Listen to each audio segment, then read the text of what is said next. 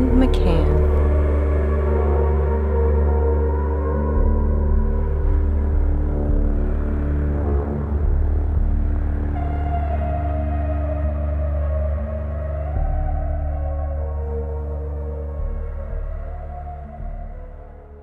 Greetings.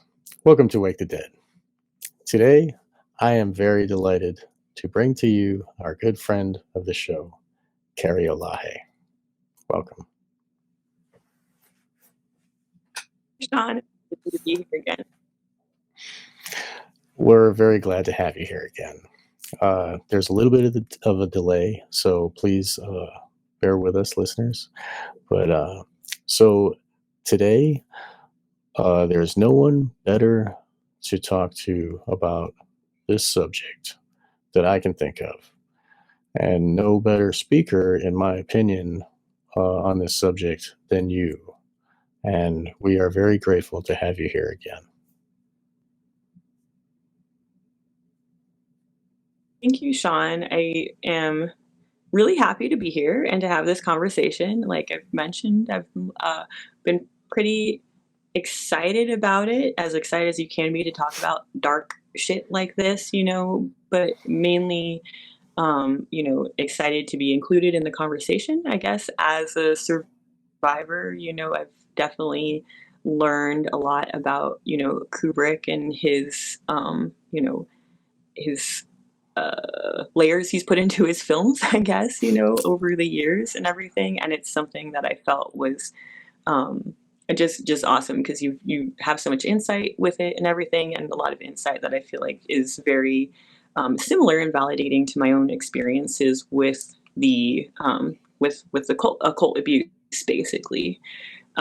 So yeah, I'm happy to be included in the conversation. I'm honored as always to be here with you and your listeners. Wonderful. So you gave a little hint as to what the subject is today. You are a survivor of occult ritual abuse, and you have spoken on my show previously about how you were programmed for certain roles in the cult and to be used in rituals.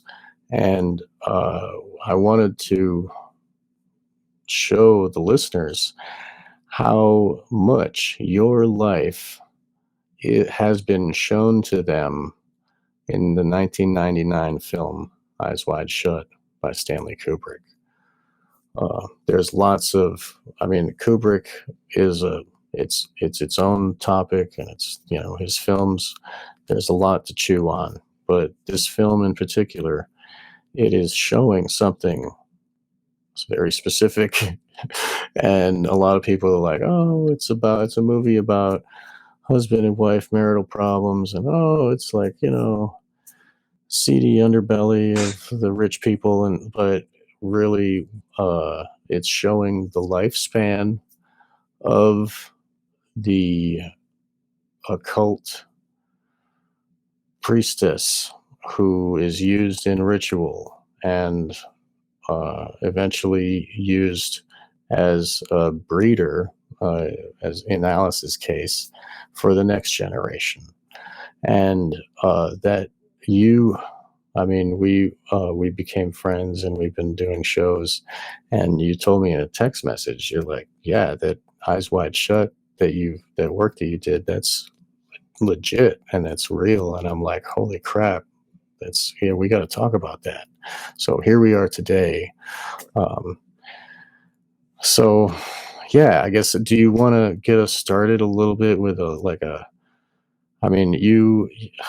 were used. Used. It's tough for me. I don't know how to frame it. Like, you're probably best at this. Go ahead here, please. So, man, where to start with something like this? So I think the main thing for me, I know. Yeah, so I think the main thing for me would be to give people some context of essentially like the idea of a monarch slave and programming, because that's a lot of, I think, what like a lot of what we're going to be talking about today and like in the film and everything is there is a ton of like purely ritualized, kind of very satanic looking abuse basically. But ultimately, like what we're looking at is not just the life of someone that has a role, is just, dabbling in some, occult stuff and everything. We're looking at someone that's part of a very large and organized like system of stuff basically of it's not just about like the ritual and religious beliefs of these psychopaths and everything. That ultimately like what we're going to be talking about is um I don't even know how to put it. We're going to be talking about programming basically, that essentially the way that they create the slaves for this rituals essentially, is either they're going to be a psychopath or most likely they're going to be what's considered, like a monarch style slave. So it's going to be an intergenerational trauma based, programming where you're going to have a lot of this ritual stuff for sure. But on the back end, like a lot of the references you'll be talking about are also about programming that doesn't necessarily have specific occult connotations, but is more training that's used by the organized crime groups that overlap with the ritual abuse. And that's going to be, talking about Paperclip and Project Paperclip and essentially, the Nazis who essentially, took the ritual abuse side of things and the way it could kind of mind control people and combined it with a very scientific, basically it's the mixed religion stuff with the scientific stuff to create, essentially what we're going to be talking about in Alice, a person, a created person, is a slave, throughout their life that plays, like you're saying, multiple different roles, both in the occult, but also on the front side, in day-to-day life, throughout their life that fits a certain mold, but that essentially what these, what we're talking about, occult stuff as aside is trafficking victims, and a lot of, crossover with multiple groups, that use, including secular ones that use the same people with the same attributes, sex work and, the ritual abuse stuff. So dealing with the violence kind of side of things, basically. And I guess the last thing I would say is like a perfect example is like, is her name, essentially, that her name is Alice. And that to me was one of the main things that indicated to me that this movie was about, not just about like you were saying, like a husband and wife relationship with this just like, odd other scenario, like put in there to include drama, that really that this whole movie is somewhat, is like you're saying, is really illustrating the life, of someone that has been a child into adulthood, part of this ritualized and occult abuse, basically. And why I bring back to the programming is her name is Alice. Does Alice have any sort of like connotation in like an occult sense? Not too much. What most people are going to think of is Alice in Wonderland. So when you start going into mind control programming, Alice in Wonderland is, is ubiquitous, basically. It's something that has been used over and over, for many generations of slaves, to create essentially very intentional splits and parts during trauma programming, basically. And that's my background. So if you haven't seen my other interviews with him, with Sean, that goes more into testimony type stuff, is that basically that was my background. Was I was trafficked since birth, basically, and then continued to be used. Used was an accurate word. Continued to be used. And throughout my life, by organized crime and occult groups and stuff like that, who very much direct your life, essentially, much like Alice is, Yes. Yeah, very well put. I'm glad that you they took the reins so easily with that one. Because like when I start talking about like, oh, this happened to you, it's like tough for me to like say it like you should. But so you framed it perfectly. Yes, the monarch system is used in the underworld of organized crime, and these are like Ziegler says in the billiard room, she was a hooker. Like he was being honest, but they have a specific type of hooker, and you yourself weren't used only for sex work. Your life, you were owned by a specific one owner, um, and he loaned you out to ritual events that so different occult orders would borrow you or pay for you, right, Mhm. to perform in their ritual. Is that right? That's definitely accurate.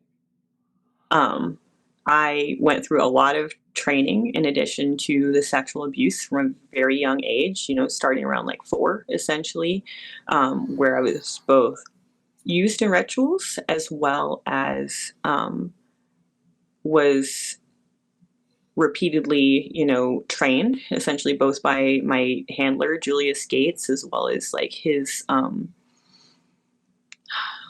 one of his previous victims, or his, another slave that he had, was probably about 15 years older than me, that I called Mistress Diana.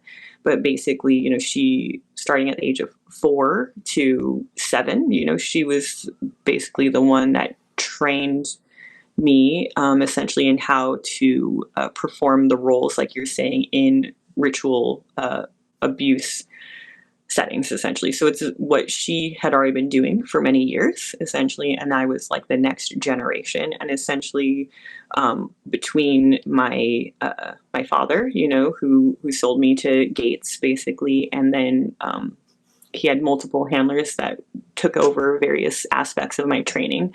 But for the most part, she was what I later became, in my, late teens and adulthood and stuff like that, where it's essentially, yeah, training you to be, starting out in morgues and veterinary offices and stuff. Like I was trained to essentially be an occult ritual butcher, basically. So the and part of that was because they, when we talk about the ritual stuff, a lot of it, the interest is that when you're dealing with psychopaths that do have these belief systems, they are very interested in creating what they consider like vessels or avatars, or, like representatives, that they feel like are attached to these like entities, whether that's demons, or in my case, it was a goddess or multiple goddesses that shared roughly the same archetype, basically, of kind of like the sacred consort. So that's a lot of what we'll be seeing, the sex ritual stuff, as well as the butchery side of things. So that's like, if there's a ritual, whether it's you know, unfortunately, it was typically, a child, or, an animal that was being sacrificed, essentially, that there was, there are people in the occult all over the country that have that job, that it's a very specialized skill set, you know what I mean?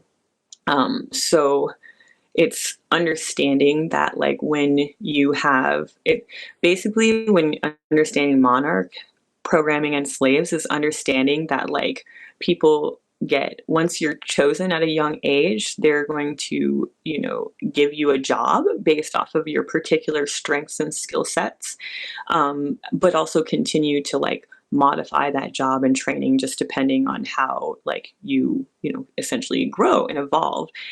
And if you're in the position where you're able to endure a lot of training, then that puts you in a position where you're able to dissociate it and still live a quote unquote normal life. You know what I mean? Then you're going to end up more likely in a position like Alice, essentially, where it is, you're there to continue the cycle on, essentially, to the next generation and everything. Right. So I think they were grooming Helena to be a ballerina. That's like all she wanted to watch the Nutcracker, and she was.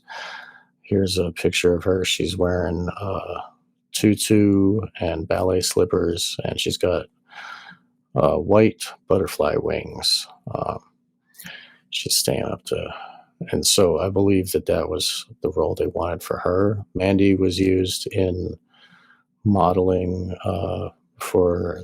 She was dating some fashion designer named Leon Vitali, who's actually played the guy with the gold mask at the ritual. So I think we see that here with Helena, and she's 7. So like it's really about, and that's when, and this film shows us that she's abducted at the end, like fully taken into a different, like Bill's safe little nest that Bill of his ignorance was, all of a sudden he's seen. They have to liberate her. But like at the end, she's holding up a Barbie doll that's the Nutcracker Barbie, So like we can see that that's like they're putting her on that track, where she's going to be some like rich ballerina chick. And if you know about pink ballets and that whole, there were scandals. I had a former guest on my show, Nix. She described that and told us about how children in ballets were brought from, they would have a ballet show, and then the kids in the ballet would be pimped out at each of these cities, and they'd go to the next city and the next, and they were like rich politicians and stuff that were caught. So that is a feasible, and we can see that this is so. I mean, it's like obviously what I'm trying to show here is to tie the reality of what you have seen and experienced and what you know to this that is revealed. Like, do you see that Helena? There's a lot of times when she has like a dissociative face. I'll try to find some more pictures, but do you agree that Helena in this film seems to be a dissociative child? Yeah, yeah. I mean, I think there's so I remember a lot of the movie for some reason. We might have to have you pull up if you do have some stuff of Helena, because as far as like I remembering do. like her particular interactions or facial expressions, I don't know a whole lot. But one thing I would say for sure is that like this one image, this one still, pretty much, that's, how I understand it. It's the layers in Kubrick's film is like this one still like, if you know what we're talking about, like, if you want to go back to that one, I just want to point out a Yeah, few I'll go things back to that basically. one. Sure. Do you know Yeah. is that photo a yellow brick road? Oh, here, what? Let me see. I don't know. Are you talking about on the The wall one with framed? the one with with, or it was the previous photo you had with the Christmas tree in it? Here, 1 second. I'll find it right here. Yeah, it does kind of look like a yellow brick Okay. road. Okay. It So looks like this it's is what like I was there's going to 2 say. trees on either That next side. one too, I have to talk about the art as well. Okay, yeah. So the art was done by Christiane Kubrick, Kubrick's wife. A lot of this art in all of the stuff in the apartment is done by Christiane. And Yeah, it's hard to tell from here. It does appear to me almost to look like a wall with a yellow brick road on the other side of it. So it would be interesting to know if that's the case, because that's part of what I was going to say is like this one image right here. It pretty much like, what we're talking about, what I see is what's her face in the black mother role, almost doing a hidden hand kind of thing, because she's got like a whatchamacallit in right. her. I was gonna say, and like when you know about occult abuse, like and you understand Saturnalia, that's what the pine trees, the whole, Christmas has many dark occult tones to it. So having her seated next to, all this red, which is you'll see over and over again, is very symbolic, the victim in white, and then everything, a lot of red fabric is very common in ritual, stuff. Basically, it's black, red, and that's almost what you're seeing there, is almost her in white. Like you said, she's got the butterfly wings and everything. And then it's like, almost looks like people in black robes, if you're sitting at the base of the Christmas tree, which if people aren't aware, like that was, a pagan sacrifice ritual, essentially, and that there's a lot of symbolism with pine trees, pineal, gland pine cones, basically. So, Right. fucking Hillary's Secret Service name was a fucking evergreen, like just to show that they like, they like referencing this shit a Right. lot. But I would also say with Nutcracker, that to me would be another, like, just, smack in the face, to be like, if you look at the story itself of the Nutcracker, it's very similar to like Alice in Wonderland or a lot of dissociative programming scripts, where you have a child that's being abducted or taken to, like, a magical land, like the whole thing's like weird with like it's like a adult being in love with a child, this child, and everything like that. So it's literally, like I was saying, there's just so much. It's like you can literally just look at this one photo and be like, well, like look at all this stuff. You know what I mean? Like the couch and the curtains could have been any other color. You know what I mean? But they're not. They're red. She could have been dressed in any other coat. You know what I mean? But she's not. She's wearing basically like a black fucking robe. You know what I mean? That is very reminiscent of like. Yeah. Wow, so you're right. I never thought of that. And she is and below he's the dressed tree. in, Right. Sorry about the delay. Mhm. I didn't. Yeah, she's like a gift. No, She that is was the all I was gift. saying. Right. And I like how and it is Saturnalia. This is a Christmas party. This is like the time of Saturnalia is 25th, and it was celebrated for sometimes up to 7 days. And those Saturnalia parties, they worship the goddess as well, and we can get into that at the party. She's related. With the photographs, he relates her to Ishtar, which is very similar to you. Was it Artemis or Diana? Who was it for you specifically? I overall had a 3. Like it was, they like threes a lot in programming and stuff like that. So, excuse me, it was Artemis was the one that was most often, but I also there was. Or if you're familiar with Childermass, like there was a Childermass ritual that I would be part of, which is a few days after Christmas, basically. That is, what was I going to say? It's one of the Was celebrated. based more on Hecate, basically, and then Hecate, right. And then there was another attachment of Inanna. So basically, it was Inanna, Hecate, and Artemis.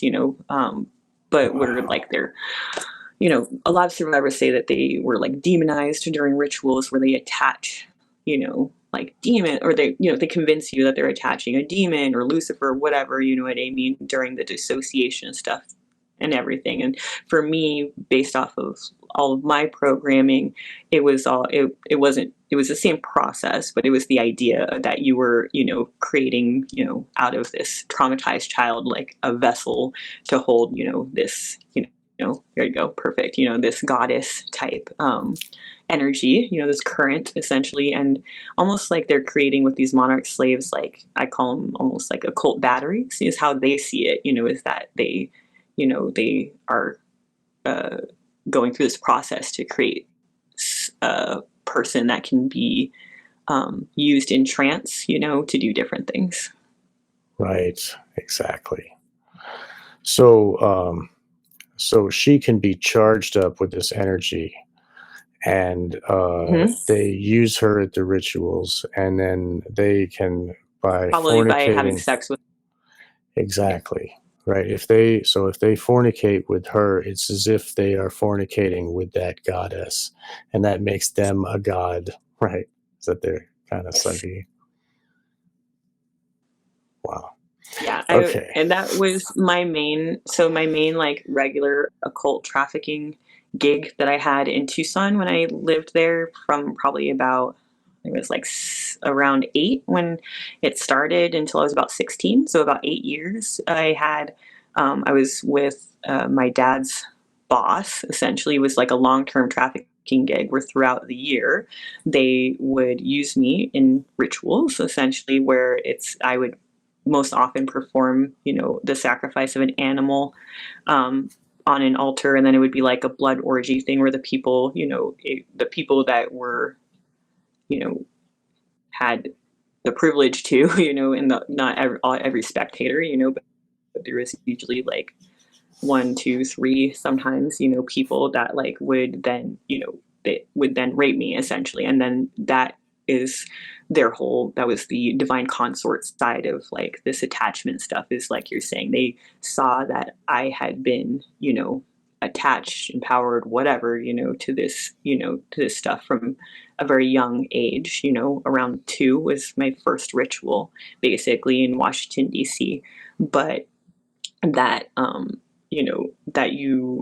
they feel like you're saying like that they're or with them because it was a regular thing for multiple years, it's like that was part of what they were paying Gates for, was to feel like they almost had like and I say they because it's Madden and his it was his girlfriend Judy at the time, but almost felt like they were like, because they were big in their local coven, like that they were having like a relationship with a goddess through me, through a pedophilic relationship with me. They felt like, that there was some like like you were saying, I would be used in the rituals, then I was also just trafficked to them where they felt like they had a relationship, essentially with like the goddess. And we were dealing with like narcissists and psychopaths. It's like all they care about is feeling like they've got like access to more power or can transgress more. You know what I mean? If they're dominating a goddess, it makes them feel even better, that kind of bullshit, so. What egos? It's so insane to me. But oh, okay. So that's what they were doing in the ritual space later on in the film, right? Here, I'll find a picture. So, like here, this one. This this here, these women in the black robes, they were trained to be there in park mode and wait for the next like signal. Okay, now we stand. Kind of like how they do in Catholic Church, like stand, kneel, sit, take, like whatever. They got a thurible too, where they blowing smoke on everything, and like that whole it's very Catholic the way these rituals, or at least this one in this film. With something like that, it's probably something that's also getting people high, though, if they're Right. doing something like that, Yes, that is a big deal. Yeah, that the resins, like so frankincense and cannabis resin were used in the thurible, and that this fumigation is, you're right. So it not only consecrates the space, it also adds to the psychotropic effects of the ritual itself. Is it puts the mind in a different space. So I'm glad that you brought that up. So the guy is walking backwards, like he's going left-hand path around, and he's giving these women. So they're all being charged with whatever spirit they're programmed to have, right, at this moment.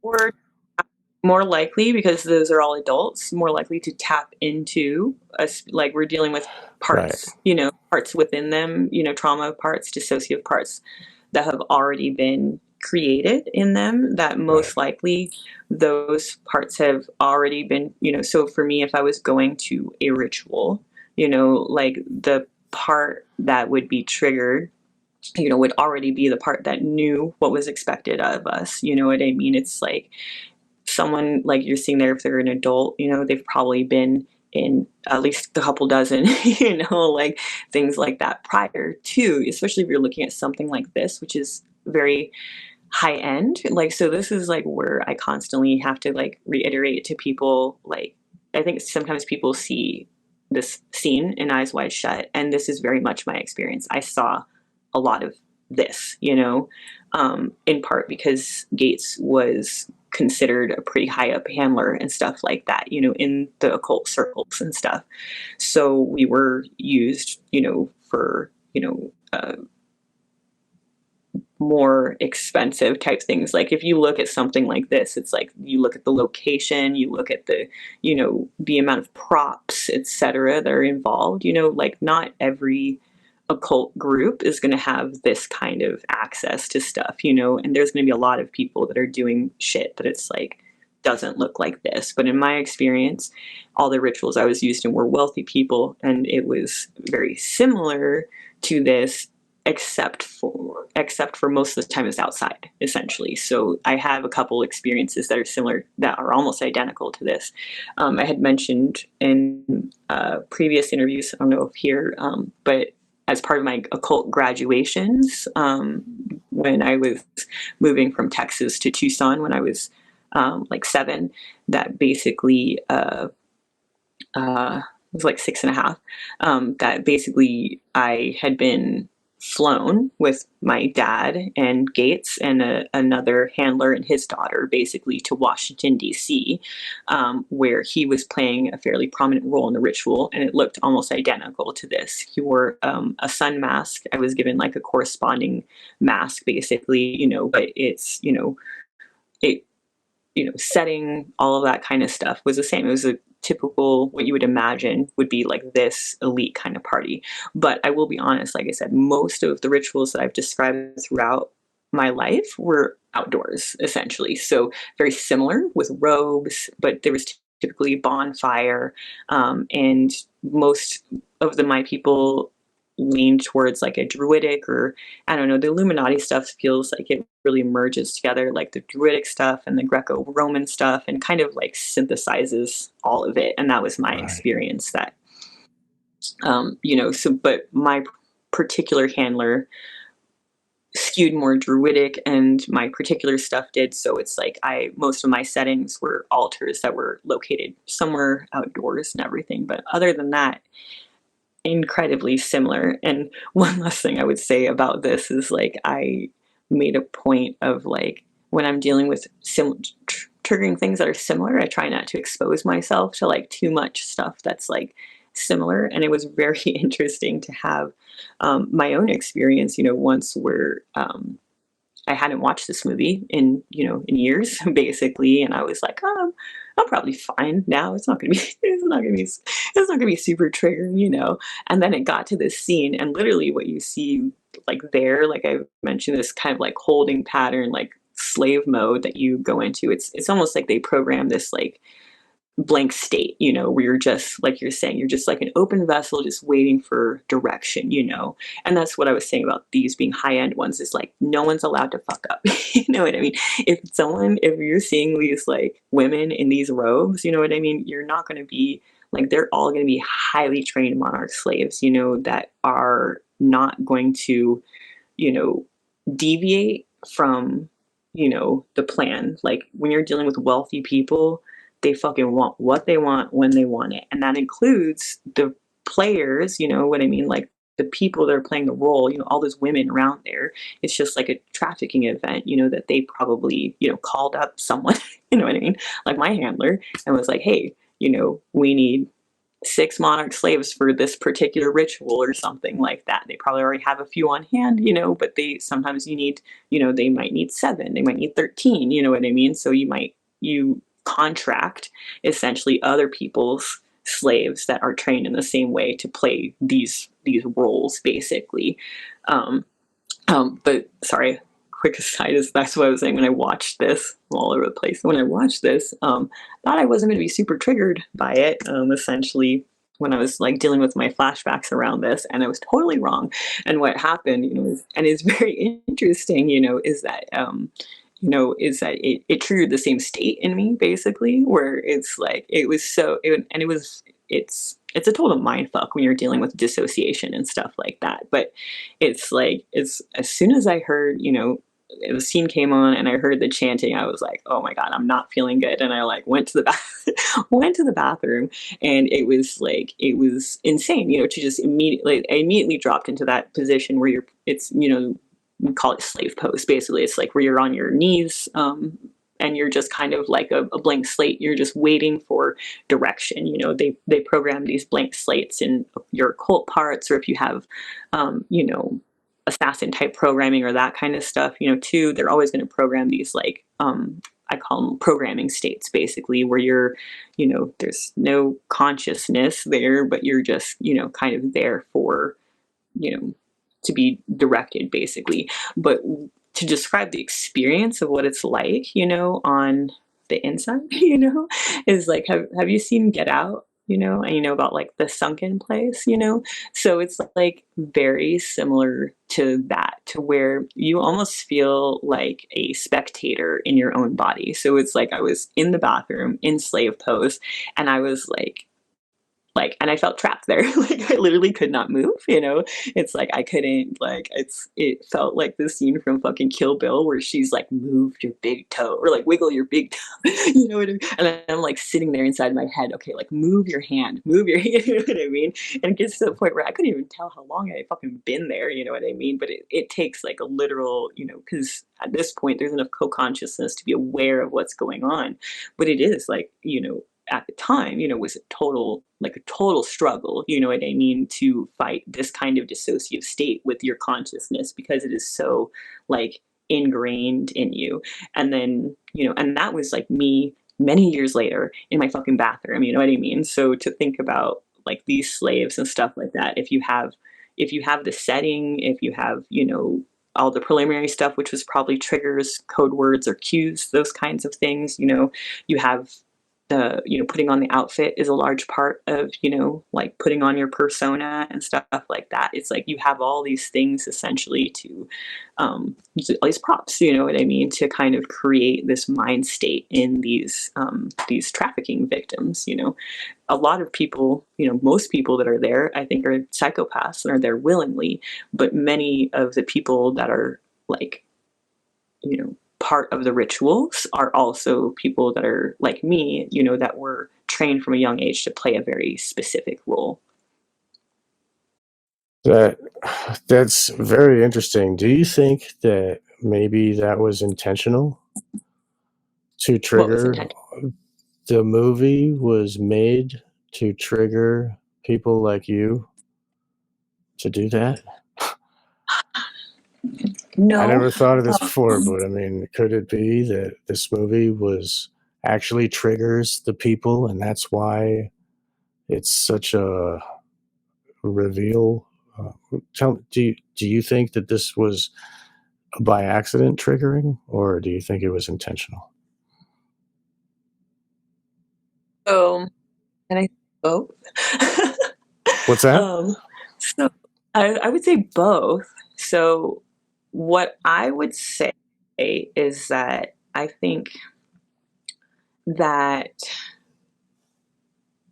yes and no. In my experience, they, as in the elite, or the psychopath class, not the elite, the psychopath class, the wealthy psychopath class that has access to this kind of stuff, and control of the media, etc. I do think there's a certain level where they do revelation of method stuff. But in this particular instance, I don't tend to think it's the case, because you're kind of almost like giving a slave too much context, basically. Like, like it's too real, essentially, for what Hollywood typically puts out, you know what I mean? And so if it's going to trigger, it's almost like going to have, I think, the opposite effect that psychopaths typically are intend. If they want you to trigger, it's more that you're kept in a state of fear and adrenaline, but they don't want you to give you something that's so on the nose that it's going to give you, answers to questions that you're asking, basically. And that's just my personal opinion and gut feeling, based off of this movie. But why I'm saying both is because we all know that, like, it came out after his death, and that it was like, possibly doctored, wasn't there like a certain amount that was like taken out of the movie and everything like that? That the 20 minutes, something like people say it's like 22 or 24 minutes are missing. But I have discovered a way of checking that this movie is actually complete. The way that, if anybody has seen my Fidelio experiment, where I play the film synchronized with itself at exactly 1 hour intervals. And when you do that, it lines up completely. It's way more than the Wizard of Oz, the thing like that, the Pink Floyd Wizard of Oz, how they do that. Like, it's way more tight than that. Kubrick built it on purpose. And I believe that proves to us that nothing was cut. Because, oh, he dropped out again. Shit. Okay, that's fine. We'll wait. Still recording. 56 minutes. Okay. You're back again. Can you hear me? Oh, 1 second. Yeah, you're back. Okay, I don't know what happened that time. Wasn't all me. right. All right. Well, that's good. So anyway, I'll start again. So let's see, 57 minutes. Okay. So I have heard that rumor as well, and I know that I guess it could be possible. But I've found with my Fidelio experiment, and by running the film synchronized with itself in 1 hour intervals, it totally lines up.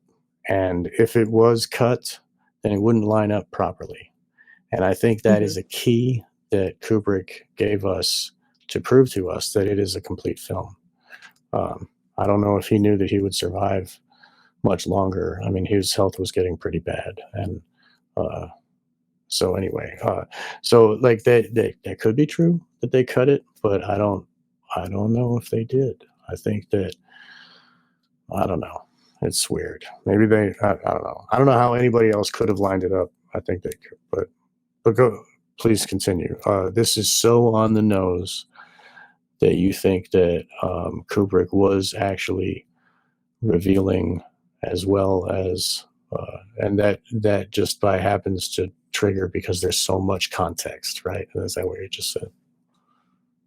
And also, so if that's all I was gonna say, if there had been stuff cut out, was that mainly that it would be my thought that they would, what everyone's thought would be is that they would just put out the extra important shit. But regardless, if this film is complete, it tells the whole story regardless.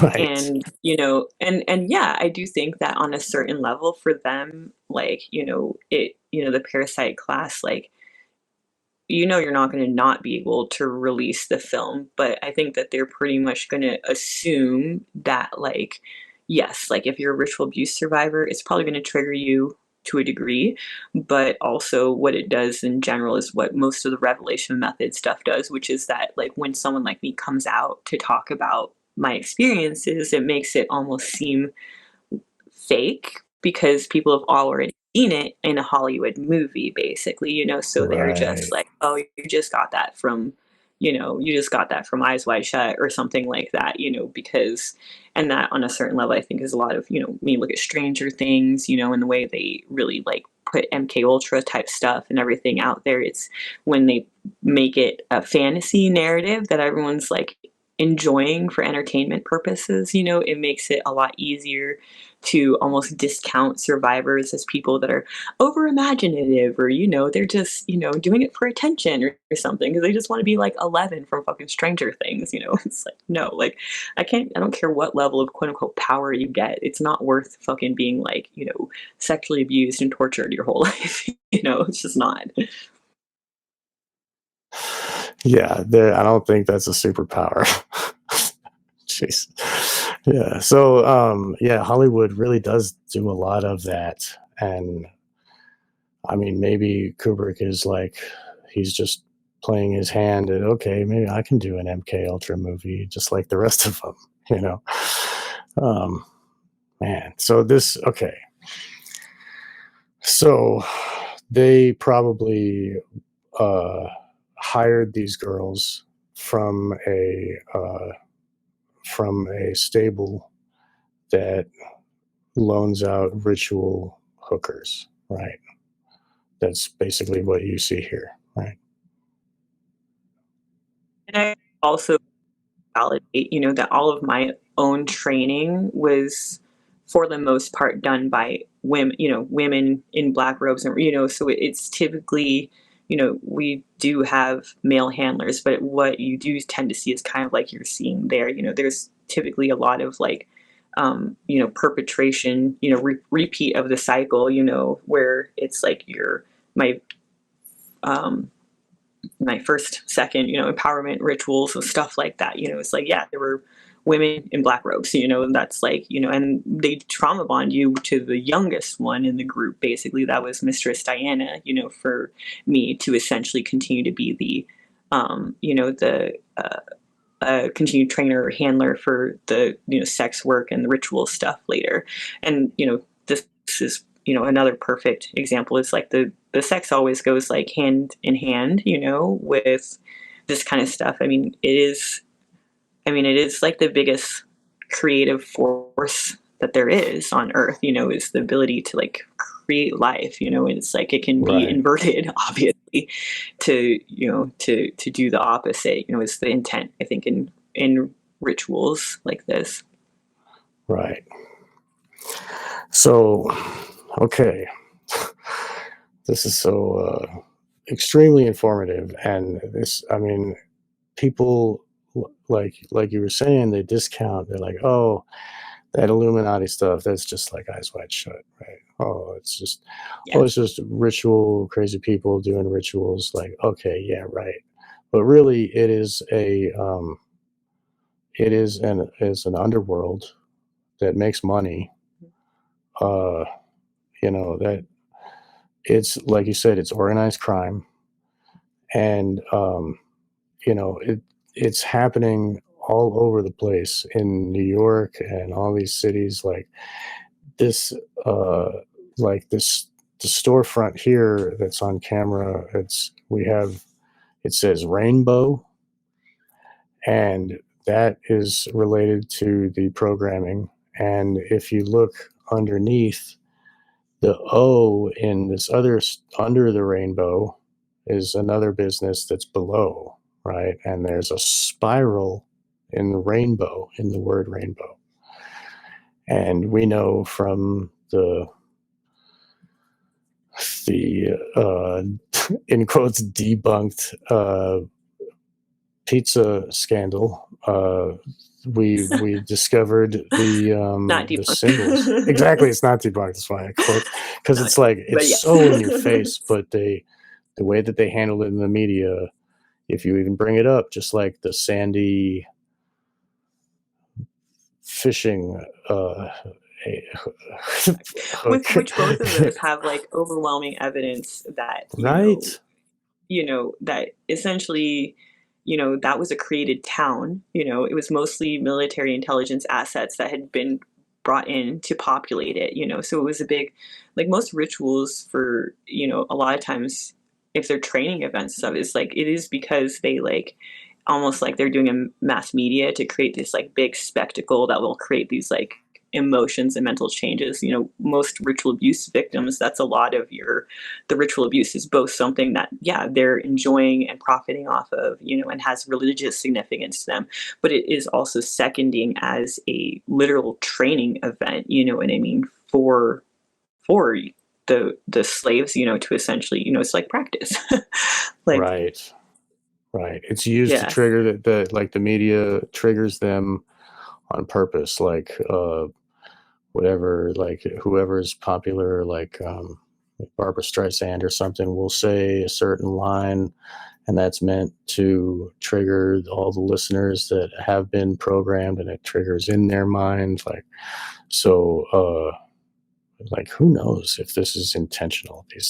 Practical Just are wondering. there for your subconscious mind, Right. like to, that's why, like people would be like, why this mystery religion shit? Like on a certain level, like you're dealing with some psychopaths, like that have a wholehearted belief, in worshiping some sort of dark entity, and that's why they're going through these rituals.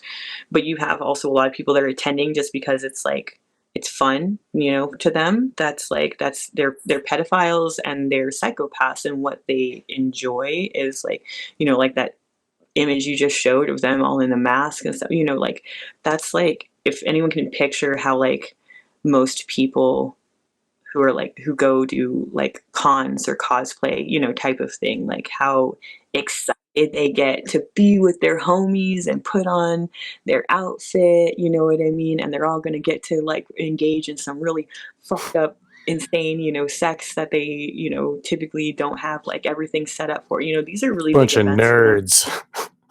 Yeah, like nerdy addict, type shit, basically, for sure. And which is why I constantly come back to the thought that this is more like, this is not revelation of method from the psychopath class, but is more like possibly something that Kubrick was exposed to, that was trying to expose, and it's just, to me, it's just, everything is so on the nose, like really, I don't know if you listened to my last episode, but he's one of my abusers. You know what I mean? Like, so he, yeah, I don't know if I mentioned that, but it was, I don't mind talking about it because it feels very relevant here.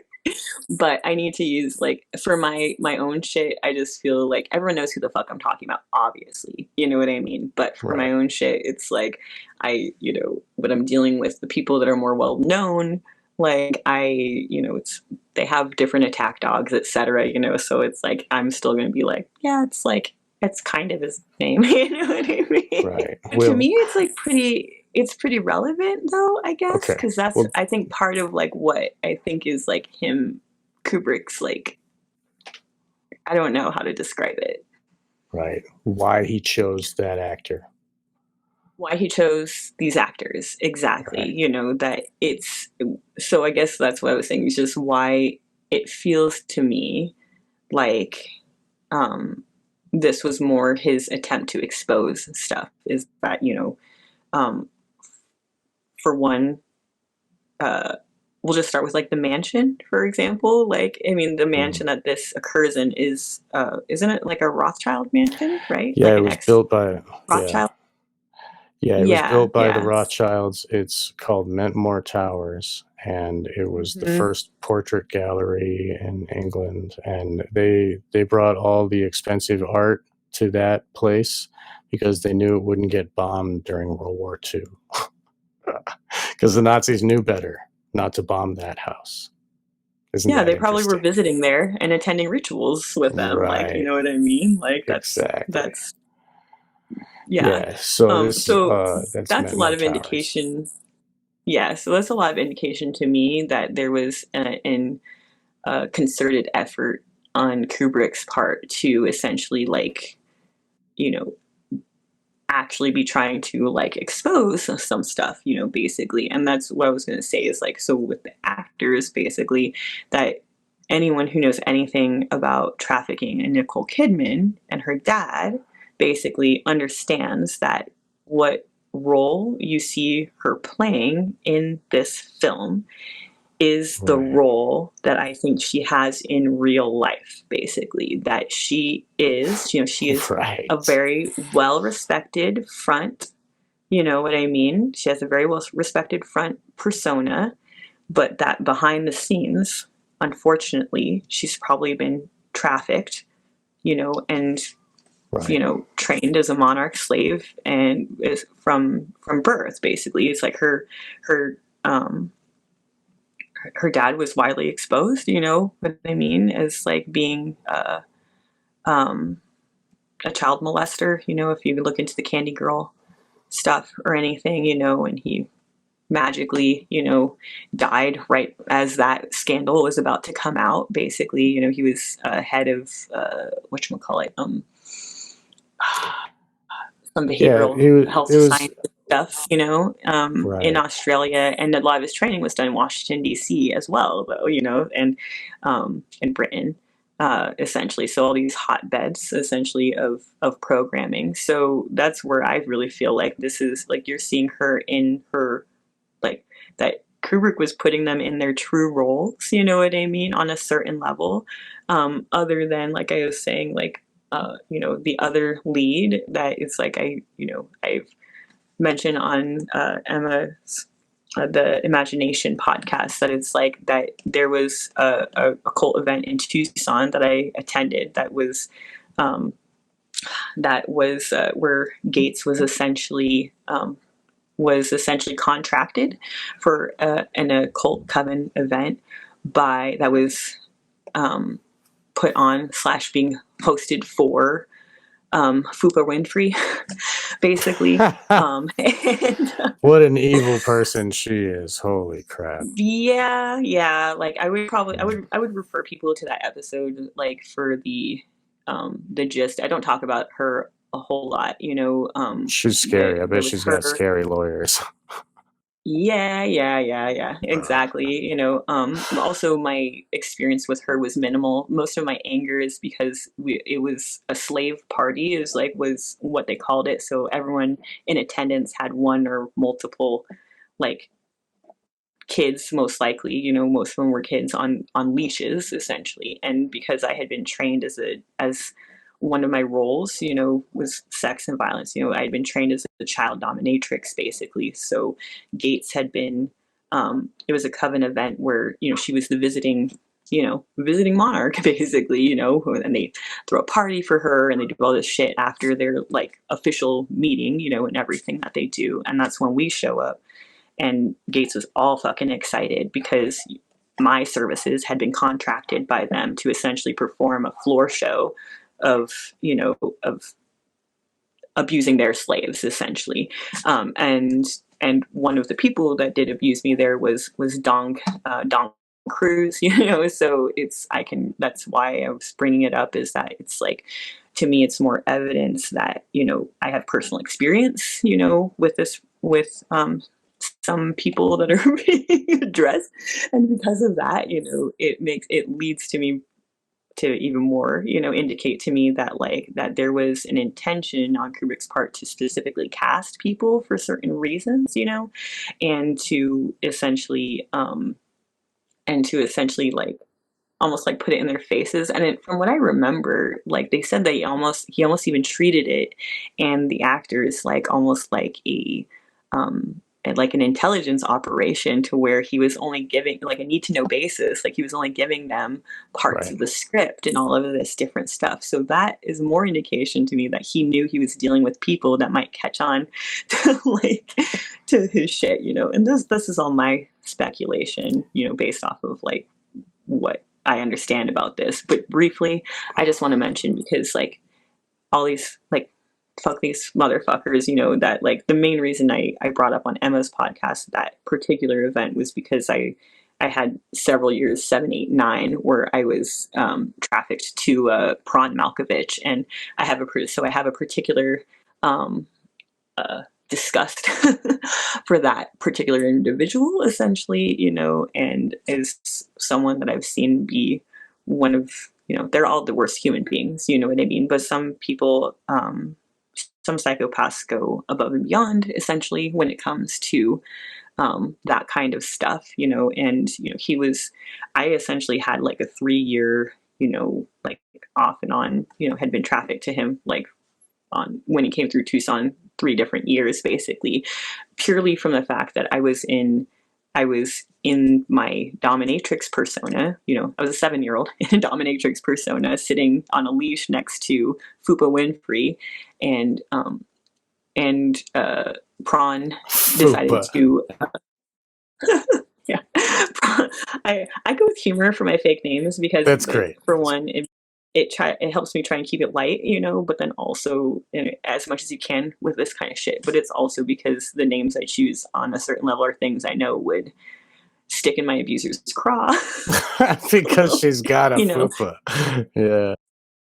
I was intimate with that fupa in that occasion, you know what I mean? What a Therefore, nightmare. yeah, Oh my let's God. talk about Oh, it, you know what I mean? Like, yeah, and I call him prawn, you know, because he's him right. he always wanted to humiliate and just go out of his way to be like the most disgusting, you know, and offensive human being. So like calling him and he liked to belittle and stuff like that. So calling him a shrimp, you know, is obviously something to me.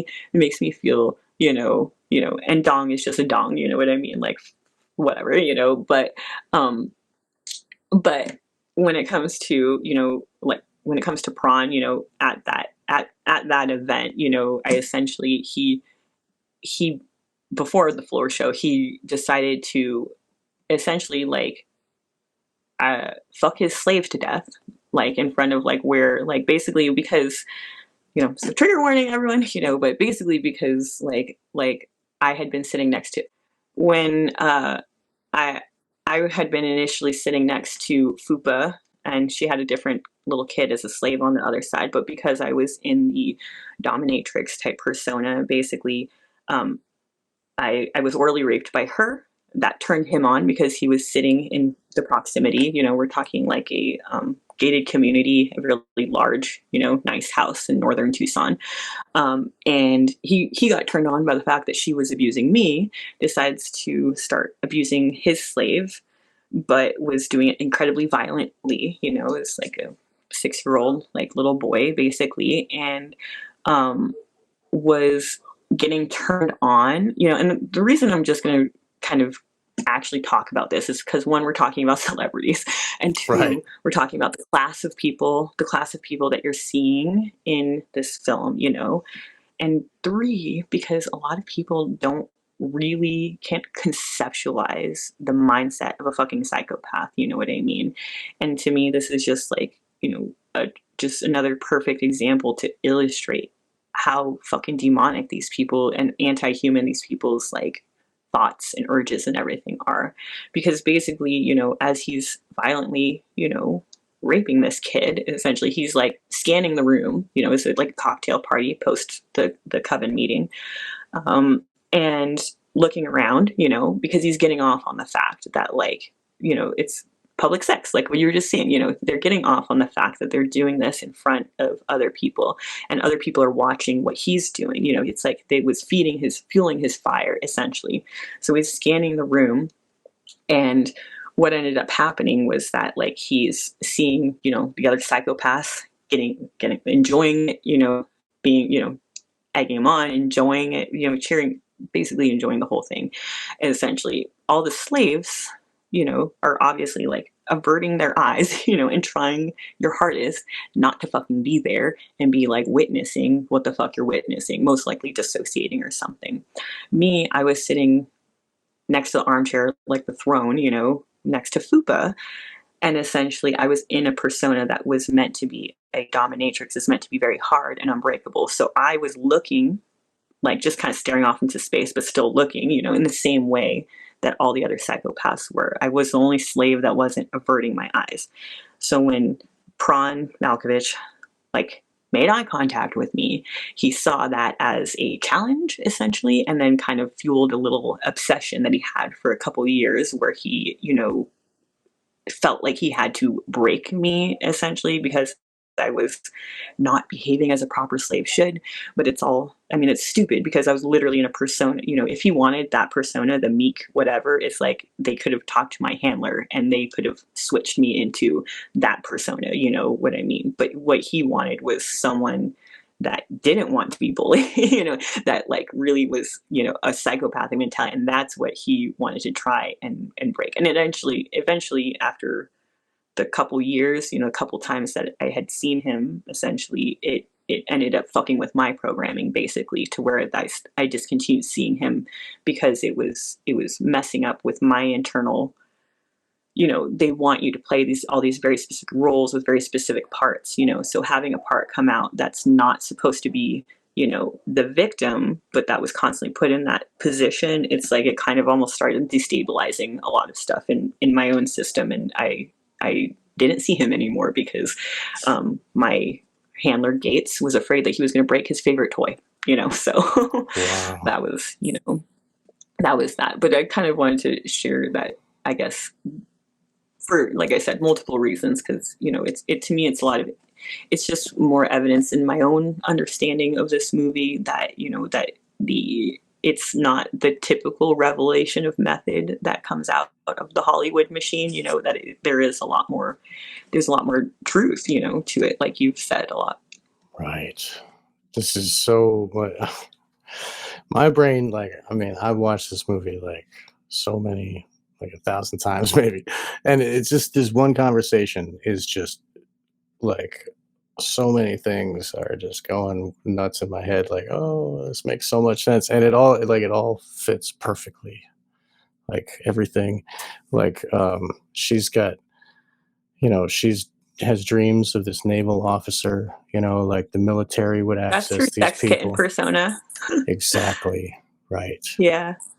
Mm-hmm.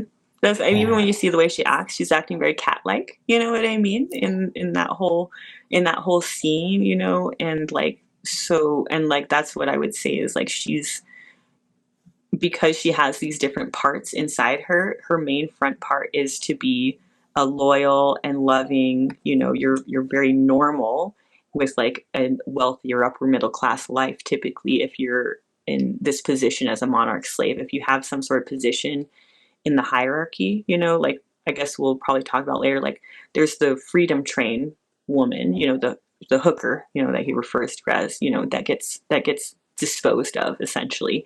But you also have, so they were programmed from the beginning, but essentially had, because of whatever attributes, or something that they had, they were determined that they were expendable, so they're like at this level essentially. But then you have people like Alice who went through all of that stuff, but essentially is at the point um, where the dissociative like splits are very, very are very solid essentially. And Right. so like what I feel like you're seeing in like the dream almost is like her, like there's part of her that has embraced the role of being the prostitute, bring the sex kitten. It's like you're trained when you're a hierarchy slave with a lot of positive experiences as well as these traumatic ones, to essentially, it's the love bombing, it's the trauma bonding to essentially almost, create, it's why I think there's a lot of sex workers out there, because you've already like generated self-esteem from this area, like you have this part of yourself that feels, not complete unless it is playing that role of the sex object, unless it is repeating that trauma. So to me, when I see this dream, that's kind of what I see is like her, and when she smokes, is like her, a different alter coming out basically, to where it's the part of her that is not happy with being the mom, having this picture perfect life and everything, this part of her that embraced the role of the sex worker and feeling empowered essentially by, leaning into the role the cult gave her, basically, and those parts, because they don't have context of all the rest of your experience, that is their sense of self-esteem. So that's why it would come out in dreams, in this example, to where it's like, it's, even she might not understand, why this is like so important to her, but it's because there's part of herself that has been created and is now being unfulfilled essentially, because, and that's what another perfect scene, to show is that like all it takes is like the right person approaching her the right way to essentially have perform that switch, where she goes from the loving wife to the prostitute, basically. Yes. Yes. So this, for the listeners that aren't watching, that actually happens at the bar when, at the first party, where Bill and Alice, they separate right at the beginning, and she says, "I'll meet you at the bar," and he's like, "Okay," and he gets distracted by two other party favor women. Sex kittens. So like they separate him from her intentionally, and then when uh, when she's separated from him, then this Xandor Zavost can go access her. And I walk through in my my presentation about how the drinking of her glass is the performance, which proves to him that she's one of those girls, and it proves to her that he's accessing her with the proper motions, Mhm. like if yeah. So now he even like speaks this magic spell right into her ear, like the way that Kubrick has the light from behind them going from his mouth to her ear. It's Oh, yeah, photographically that's perfect. perfect, yeah. Here, I'll find another one. If Mhm. yeah, so like I noticed that, here's that's another one. awesome. Yeah, that goes to show how, like, this one especially shows it goes right to her ear from his mouth, and that is the magic spell. He is accessing her, and she's like, "Oh, okay," and all of a sudden she acts more drunk, and she's fawning over him, and he's like, "Oh, we should go Mhm. upstairs. We should go, have sex upstairs. The art game, and then all the art stuff, and then we can, it goes into the paintings and all of the. There's a pregnant woman in the painting of like where Mandy's passed out in the bathroom. So it shows us about how these women are used and impregnated. That's So anyway, this is perfect. Like Kubrick is using a monarch slave in the film, and um, when he was filming this one here with the naval officer, he kept Bill, well, not Bill, Dong Bruise. He kept Dong Bruise away while this was being filmed, and he did that to create the tension between the wife and the husband. And Dong Bruise might be worried that his monarch wife is being triggered and accessed, and he can't be there to see what's happening, what was filmed. Oh, It's yeah. There was a lot manipulating going on, so I think that you're probably right. Kubrick was very doing all this very intentionally. It's so revelatory. This is a very interesting conversation. I hope everybody that knows about Kubrick listens to this show. So anyway, so moving on. She was accessed and used by military people. This Most is in her likely. Most dream. of my abusers were. You please. What I didn't hear that actually. What did you say? Yeah, no, I was just confirming, so like I said, like Julius Gates was a sergeant major of the army, basically from, I don't even know, I think it was, um I can't remember. I think it was like 88 to 90, I'm pretty sure. Somewhere in there, but right around the time I was born, he was sergeant major of the army, so that's basically the top position in the army, essentially. But from my experience as well, it's like a lot of my programming happened at Davis Monthan Air Force Base, for example, so that's an Air Force base, and many, many, many survivors of ritualized abuse and monarch style, like mind control programming and stuff, have, in my experience, a lot of experience with the military and all the branches, especially naval intelligence. Naval intelligence is one of the ones that gets mentioned a lot, being very involved essentially in the, recruiting and programming, and then eventual utilization of, these slaves. Right. So that's more revelation of how these, and we know from your earlier shows with Wake the Dead that you were used in blackmail of these individuals that are in the military, right? That you like, you can see here these guys were these Asian gentlemen at the Rainbow Room. Were Here's another picture.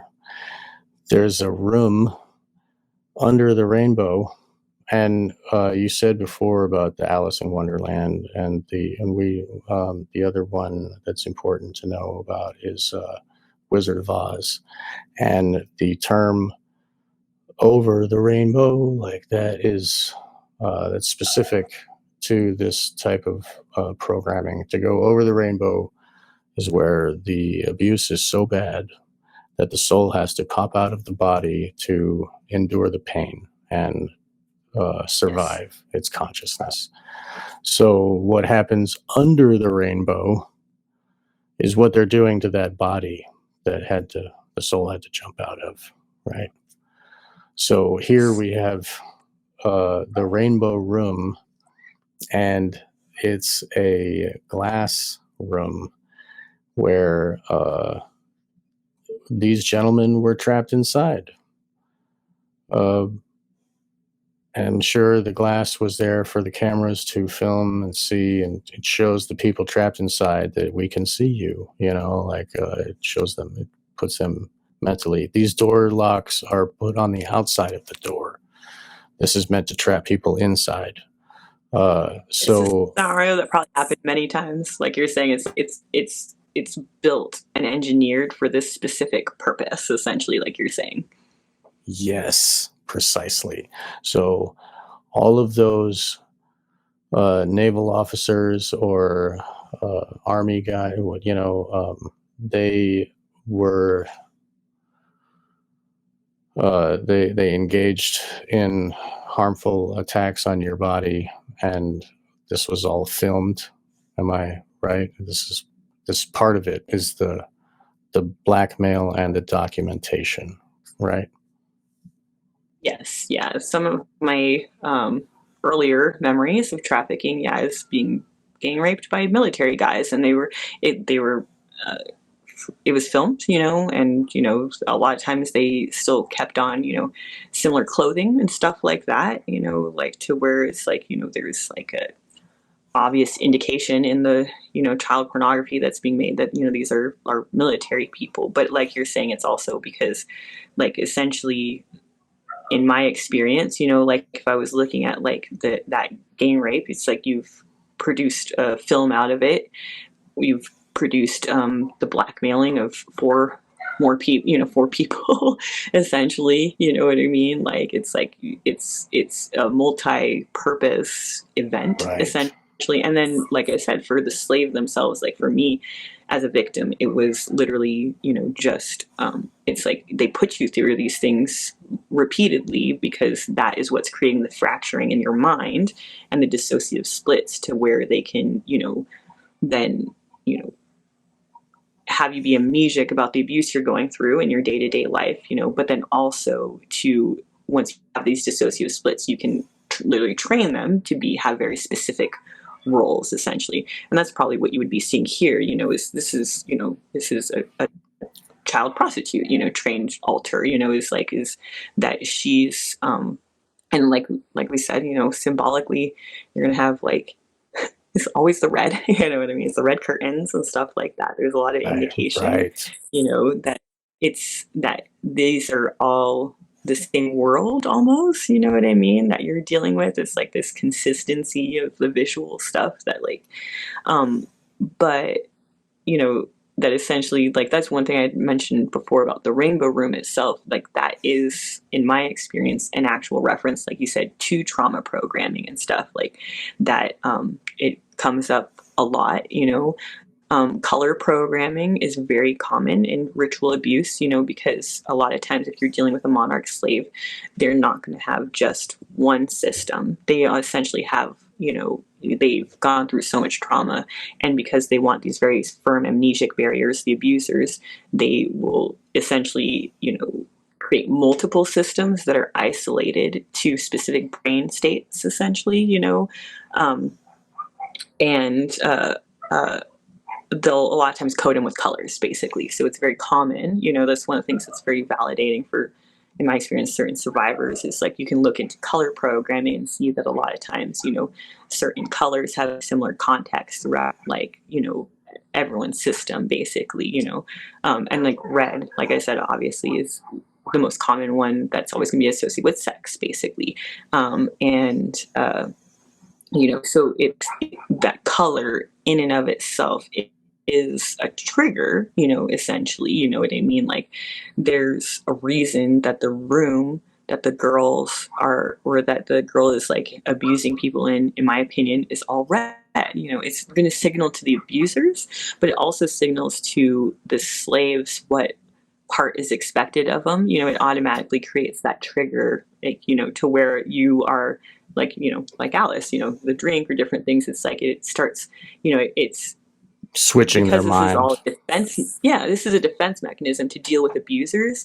That is like, as soon as you start having the things, you know, the things around that trigger you to your brain to realize like, oh shit, I'm not with normal people, I'm with these people, then the personality that will present will shift to, you know, essentially it's a defense mechanism to play the role that you're Right. trained to play to receive the least amount of abuse, basically. So yeah, so that you don't get beat up and like raped to death, like the poor kid that what happened Yeah. to Dong. Essentially that's what I constantly come back to, is like someone like Alice here is like someone like me, like where a lot of the trauma that's perpetrated early on is it's reinforced over and over again that like there are throwaway slaves, and there are, you know, but you're special because you're not a throwaway slave. You have some sort of value to them because you're performing a role to them. And you've been shown over and over and over and over what happens to throwaway slaves, and they die in the worst imaginable ways, essentially, you know. But that, you know, so someone like her, you know, would, that's a lot of why the program is kept intact, is because it's like there's this understanding that it could be way worse, you know what I mean? And so but that is the mind control, is like it takes the free will out of everything, you know. Yeah, there you go. It's like, so that's like Alice's alternative, you know, if she wasn't playing the role that the cult had put together for her, you know, that's the expectation, is that she's going to be she'll be sacrificed, disposed of.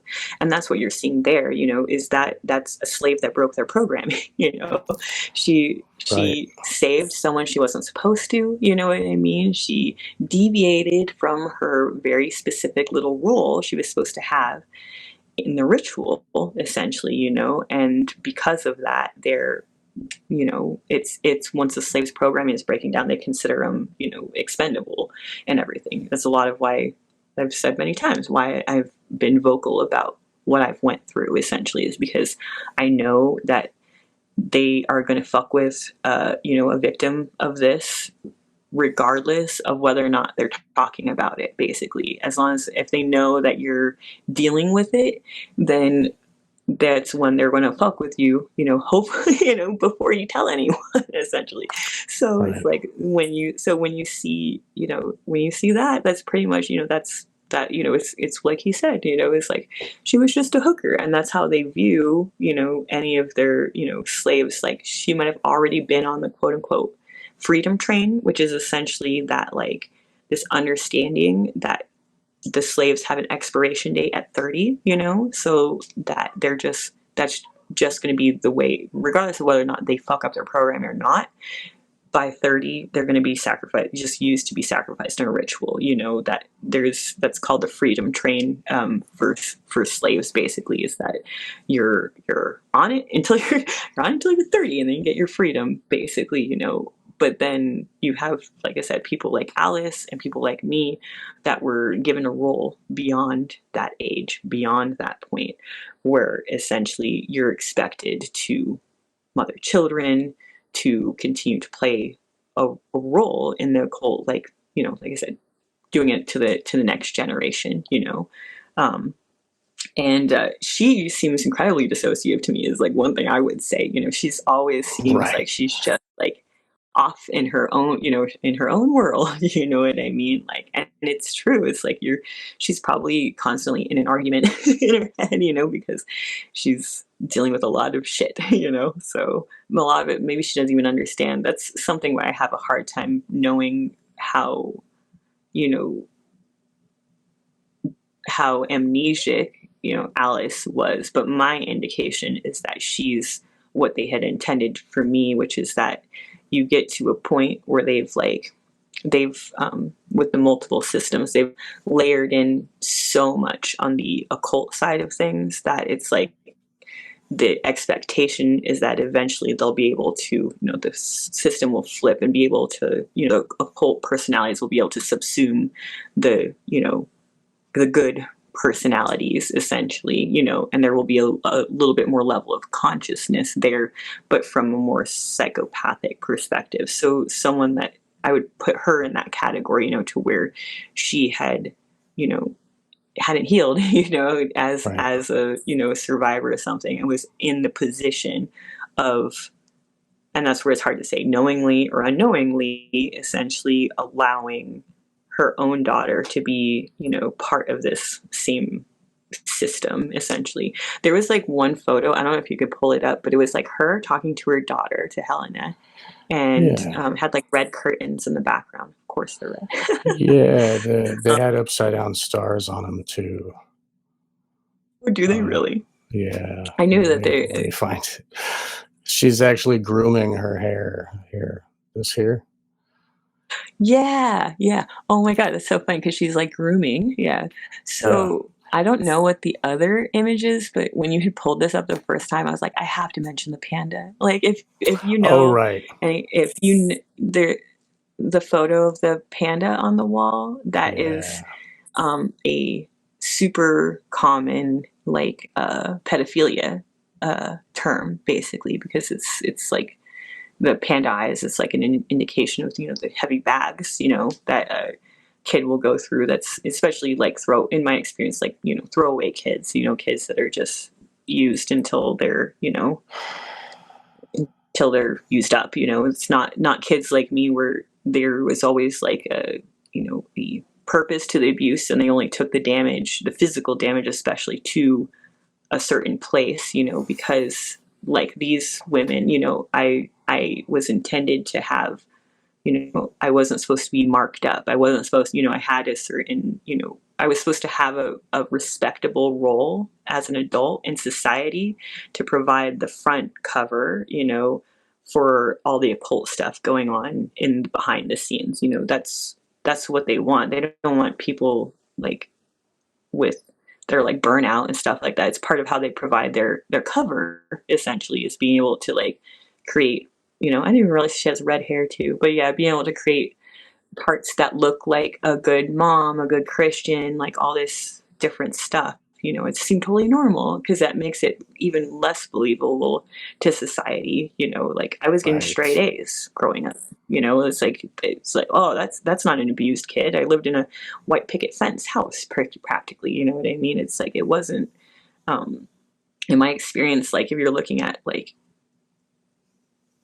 pedophiles that are paying a lot of money for stuff, they're not a lot of times, like in my experiences, like it was like they have a demand for specialty sex workers of all ages, and that's basically like what's happening.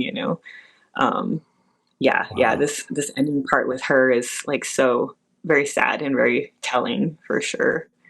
The dolls are insanely big in programming for obvious reasons, but it's very early. So I would say it's like the earliest like child programming when it comes to like the prostitution and stuff, is going to be because you're a little girl, a lot of times is dolls and doll houses and stuff will be very common to have, like for the almost like the internal stable of different sex workers, sex worker altars basically are seen as different dolls with different outfits, you know what I mean? And all living in a dollhouse. That's insanely common, or, them symbolically like putting dolls in boxes or stuff like that, and then having you internalize that imagery. So like all very common in survivors that have gone through this kind of stuff. So this, this image right here is, and it almost even shows like the different altars, you know what I mean? Like in their own little boxes, you know what I mean? Like it's like, especially the one below, the one that's below Marilyn Monroe. There's Marilyn Monroe in the red dress up on the right, and that's a monarch slave. Right. Everybody should, like, if any, she's the most famous monarch slave, and it says Marilyn right on the front, and then it says underneath, gentlemen prefer blondes. That's That's the film where she sings about diamonds are a girl's best friend, and she like falls in love with a She's guy. big in programming. Yeah, totally programmed. The And diamond symbology is basically like the presidential model, you right, know, people like, so it'd be like someone like me, but the next tier up, basically, so right, like serving people, like I was serving fairly, wealthy people, but not monarchy, not presidents, that kind of stuff. So there's right. like Just different dong levels to bruise. the slave. Hmm. Yeah, sorry, I didn't mean to interrupt. But I mean, it's just silly. I want to No. say it's the Dong Bruise is a silly name, but yeah. So like, To me, it's so like apparent though too, because she has all the ballerina symbolism, and that's literally the one yes, she's holding up is the ballerina. And it's interesting too, because I was in ballet and gymnastics and stuff like that around that age too, when I was also going through the bulk of this occult abuse training. So right. on I the think front side, I was in gymnastics, I was in ballet, it was like, and I think a lot of that too is because they gear your front to your talents, you know what I mean? So they're gonna try and like figure out what you're good at essentially, and then they are gonna encourage that and foster it, but in towards their overall design for your life and towards their overall how they're going to be able to decide to profit over you the right, most.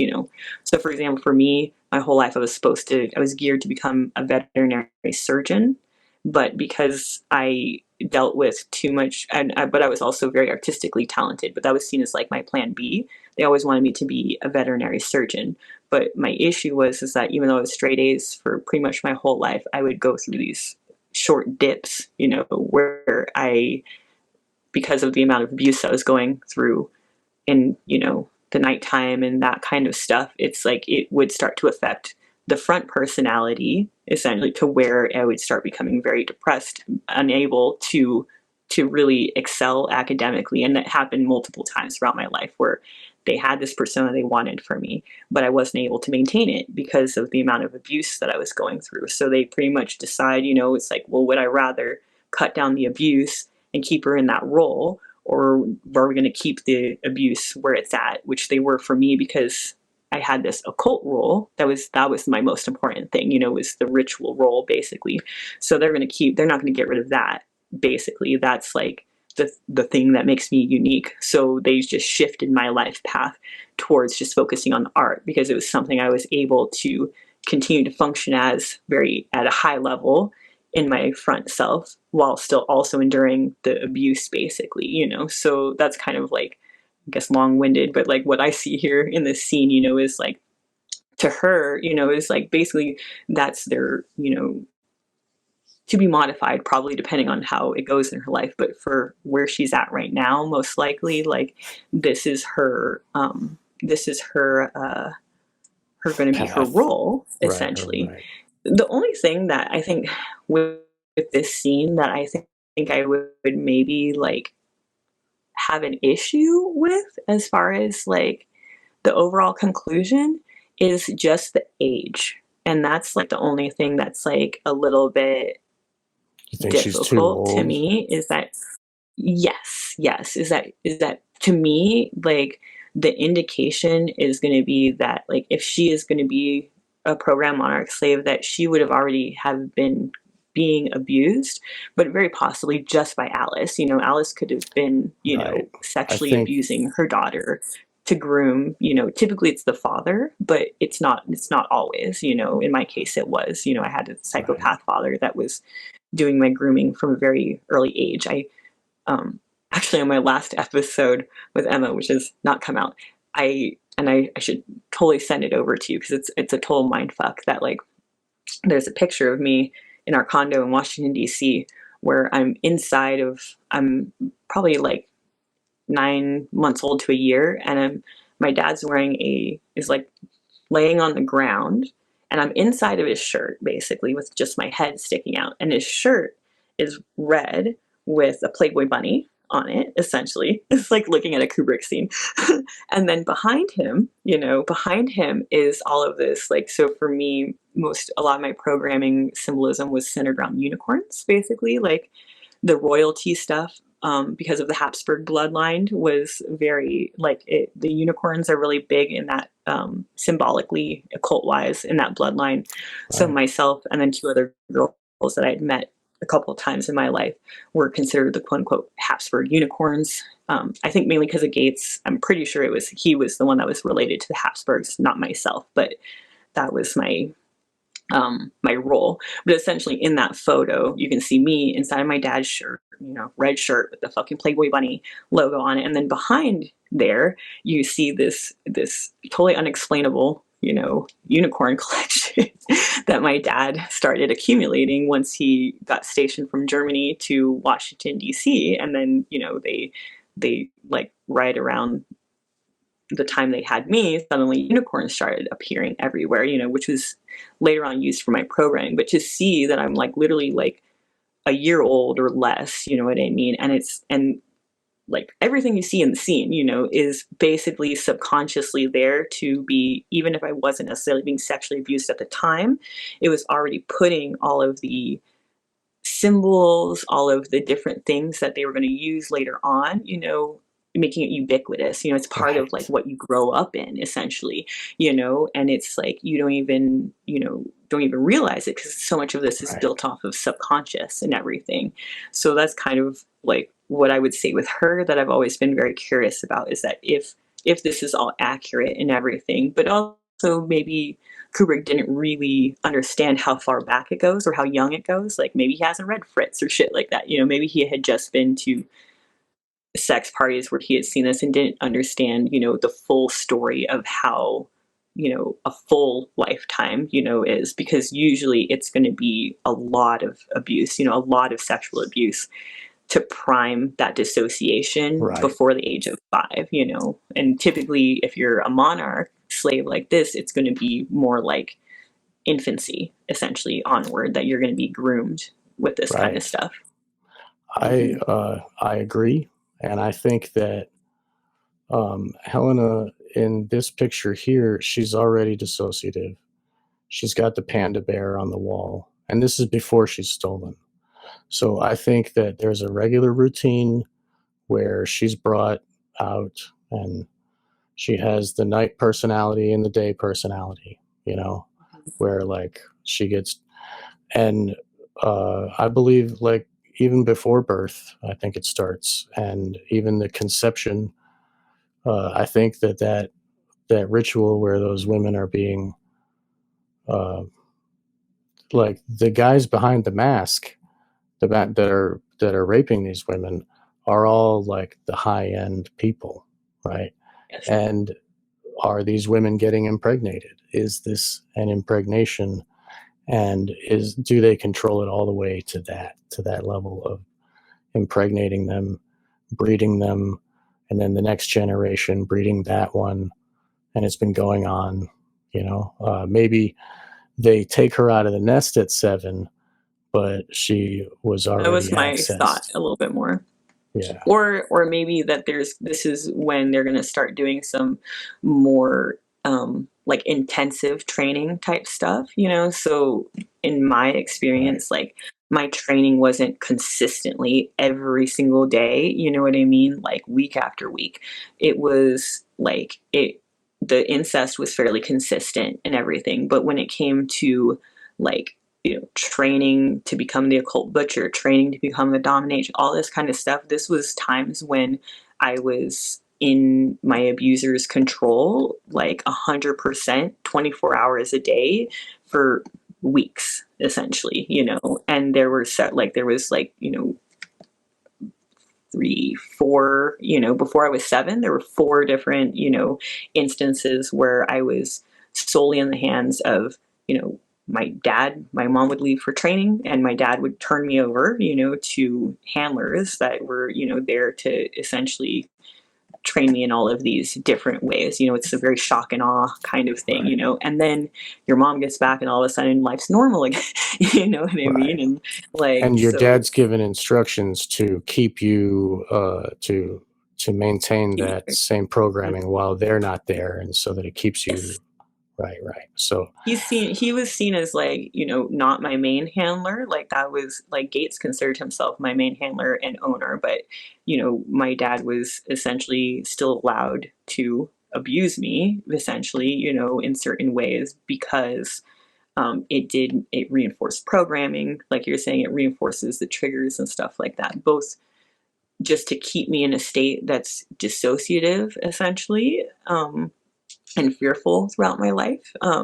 But also when there was an event, for example, it's like, if I had to go to an event, it was like clockwork. Basically, my dad would be the one, giving me the trigger.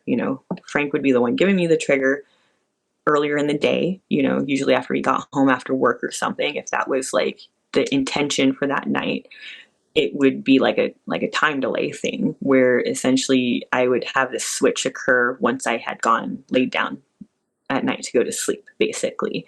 So essentially I would lay down to go to sleep. And then once I fell asleep, the switch would happen and I would wake back up, essentially, and into the cult persona, the nighttime persona. And then my dad would be there to essentially make sure that I was getting up out of my bed, leaving the bedroom, walking out of the garage, going down the driveway, and meeting up with a driver. This is Tucson most of the time where this was the case, because I was 7, 8, 9, 10, up until high school and stuff. That it was like clockwork. It would either be a training event, like I was going to Davis-Monthan to receive some sort of fucking programming or stuff like that, or it was just an event I was going to with Gates, either a trafficking event, a ritual event, something like that. And then after that, sometimes I'd be gone all night, sometimes a few hours, depending on what it was. I would be dropped back off at my house, and I would, in a trance, you know what I mean? It's like in this very dissociative state, walk back up the driveway, go back into the garage, through my laundry room and back into my bed. And Frank, would be there to just make sure that I did all of those things, essentially, sometimes to provide drugs if like it was going to be a longer night and they wanted to ensure that my mom was going to be asleep, for the whole night. I mean, yeah, it's like, I mean, I have right. a little brother as well, and this, I guess that was probably part of it too, is that you had to keep an eye on him, especially when my mom was drugged, but, yeah, but it's like, in my experience, it's almost like clockwork, them creating these parts. But I do think it's kind of like what you're saying, is that that's my hunch, is that most likely she's already gone through a lot of abuse, but maybe hasn't had, because of her particular situation, these people, Alice isn't going for military training and stuff. And obviously, the husband is not in the role of participating in this stuff, at least in this movie, basically. So to me, the indication would be that in the home, there's been some sort of dissociative priming going on. And that maybe what we're seeing here during this abduction is her first, like, big, like, just big training event. Probably it would probably start most likely with her being a victim in a ritual abuse event like you saw before, and then following it up with whatever else they're deciding, to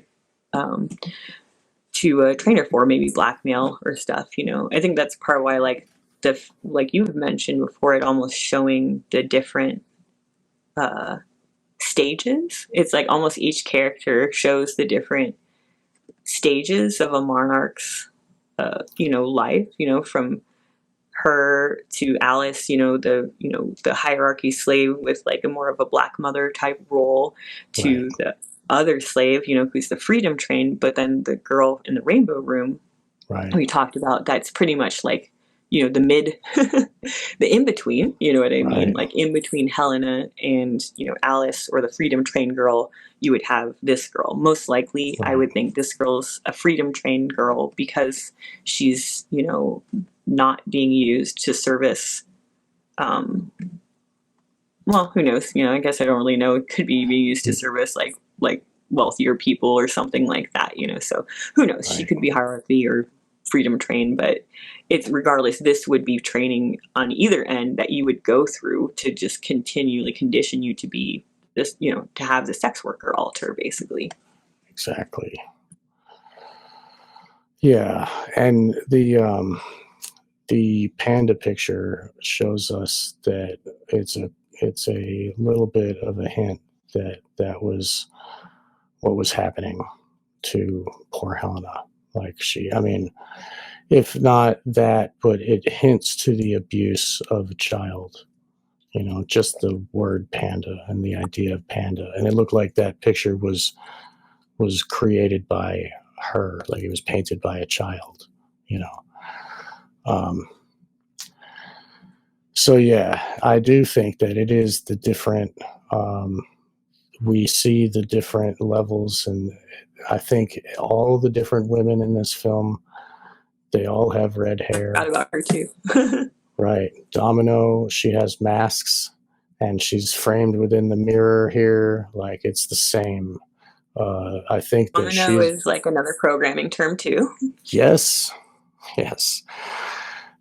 If you, what would you like to explain that a little bit? What the programming term for No, domino?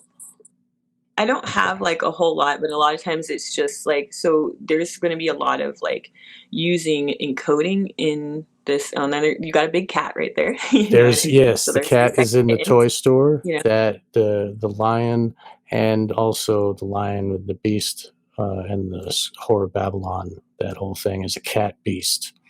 So that relates to the in And in honor my experience, Ishtar. like, and in my experience, like when you're dealing with hierarchy slaves, they're more often associated with the big cats than they are with the like a little like a kitten essentially. And it's because a lot of times the reason you're a hierarchy slave is because you're in the role of being violent, of having being forced to perpetrate, basically. You Oh, know what I right, mean? So right. You're so the it's predator too. yes, yes, yes, Wow, yes. wow. Yeah, that's a lot of that programming, is to turn you into into a predator in dissociative states, basically, and to perform those roles, for the enjoyment of the psychopaths, basically. So um Wow. yeah, that was interesting for sure. I'm glad that I brought this picture up by accident because there's another thing. Like it seems like Hmm. every frame is so loaded with so Hmm. much information. Um, so here we have this is Bob Hope's face on one of the masks at the ritual space. Bob Hope used to run military USO shows, and he used to bring Playboy Playmates to the war zone to be used as hookers. That was depicted in Apocalypse Now Redo, the 3-hour Apocalypse Now. The Playmates were used for sex. They traded sex with the Playmates for a few barrels of gasoline. So anyway, Bob Hope was he was part of Sounds like a their typical sex slave lifestyle. yeah, dude. So like Fucked it, up. I mean, I guess I'm kind of like, so okay, we'll get back on track here. So okay, so Lily Sobieski, she says to him in his ear, "You need an ermine cloak." So the ermine cloak relates to royalty and to servicing people of peerage in the European royalty. Um, so Kubrick is putting that as well. So like there was the military dude, there was they talk about the peerage the elite, and then we have here the double-headed eagle chair with the crown on top. Oh Did you? my god. I never even realized that. That is another huge symbol in many monarch slave systems, including my own, is the double-headed eagle with the crown on it. It's very common. It's been used multiple times through Roman Empire, etc. Yeah, But like, yeah, like it's a Habsburg symbol too. You know what I mean? That's the saying. Um, also I think Russia's used it. A whole bunch of right. people It's have called used the it both. Reichstadler. I can't say it right, but it's the double-headed eagle. So the Romans used it on their staff, and it represents the empire, the power of the empire, and they put it out in front of their legions of their armies. And the double-headed eagle is like they see from the west to the east. They're like the sun. They go all the way across the entire. They rule everything. Um, and the double-headed eagle is on the front cover of Morals and Dogma, which is the I don't know, the Bible of the Scottish Rite Freemasons, uh, which has that same color red, and it says Order Ab Chao. Um, so, and it also in the Scottish Rite, it relates to the Knight Kadash degree, where the supreme the it's I think it's black and white eagle Knight Kadash degree. There's some like long term, but Freemason people can look it up and see. So this is it's not only Freemasonic, it's also royalty and it's empirical power. And it was you saw this in your growing up. Tell us, how did you see this in your life? This eagle. Um, like like the unicorn, is like they craft Oh, specific right, parts in the right. system, essentially. So, and that was a part of, a part of it for me, like that symbolized essentially like the dark occult rule over my mind, body, system, etc. You know what I mean? It was like seen as they're called a interject alters, or like perpetrator allied alters, basically, where through the programming they've created parts that see themselves as a version of your abuser, or something like that, basically. And in programming terms, those are usually the parts that are the most traumatized and deluded and least connected with your actual soul and identity, et cetera, et cetera. They're very much convinced that they have like a different role, of being, part of royalty, being part of like an occult hierarchy that matters way more than anything else in the world, basically, because it's a lot of indoctrination you're going through as a monarch slave.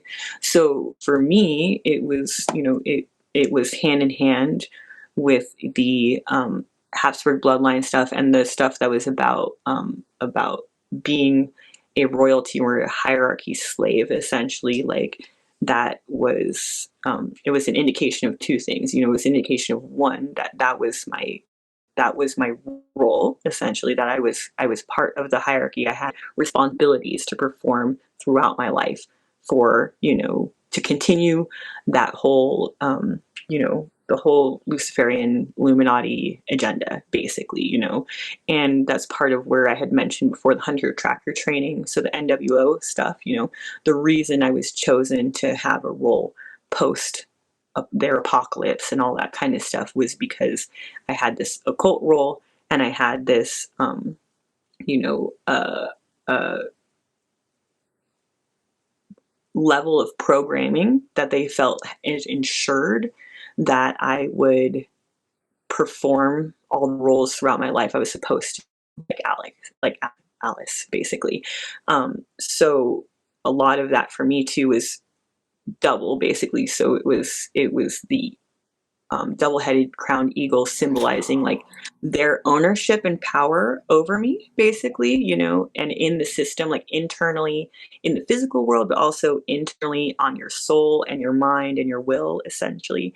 But it was also like many survivors talk about split brain programming, essentially, that if you've been used for really intense blackmail, operational type, all this kind of stuff where they really want these amnesic barriers there. Like I've been talking with the brain state programming and stuff, is they do in programming rooms, sometimes with the use of electronics or harmonics, electroshock, a lot of different things, drugging, basically to essentially create a somewhat literal split in your hemispheres in your brain, basically, to where there's a definite, like, they're usually encoding all of the occult hierarchy parts into your right brain, essentially, like where things are more subconscious, more intuitive and stuff like that, and they're encoding your day-to-day stuff more in your left brain, essentially. But what that does too is it creates parts that literally have a difficulty like understanding each other, seeing eye to eye. And they do a lot of things, like I said, with these harmonics, with different stuff, to create this like almost like a literal, many people say it's impossible to multitask, but if you're a dissociative, you can literally be like thinking about two completely different things at the same time, be doing two different things at the same time. It's very much like your right hand and left hand are not communicating. Like one thing can be doing one thing can be doing another thing, that and that's a lot of how they enforce the programming. But so to me, it goes hand in hand, that both it's a symbol and seal of their ownership over you as a slave, but it's also a symbolic representation of the splitting of the mind that has occurred, essentially, that goes a long way to essentially, keeping all of the structures, all of the amnesic barriers, everything intact, basically, throughout your life as a slave, if you don't deal with your shit. Wow. That makes so much sense. Oh my God. And what they do to like everybody else, they separate our hemispheres. They make us like not have unity between our minds. So interesting. And both of those heads of those birds are like kept under one crown.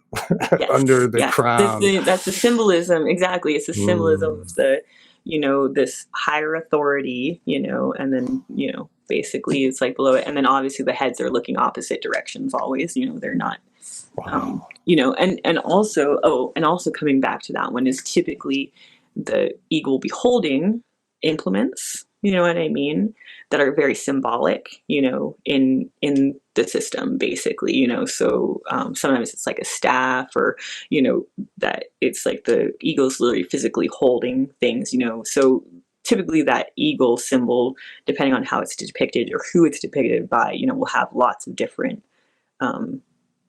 other meanings attached. Lots of different, yeah, exactly. Yeah. There's a lot of different layers in it, so the eagle holding, a staff it represents different forms of power, for example, right. Like this guy in the chair is holding his wand, like it's that huge staff is not only like just a staff, like he can, if someone is genuflecting, he can go and attack them with that staff. You know what I mean? Like it's also a phallic implement. He can beat somebody with that thing. It's a wand. It's like it's like a magical tool. It's like an occult magic tool. So him there is holding a staff like under the eagle, the double-headed eagle, like. Maybe that Kubrick is showing us something there. But this is so incredibly interesting. Wow.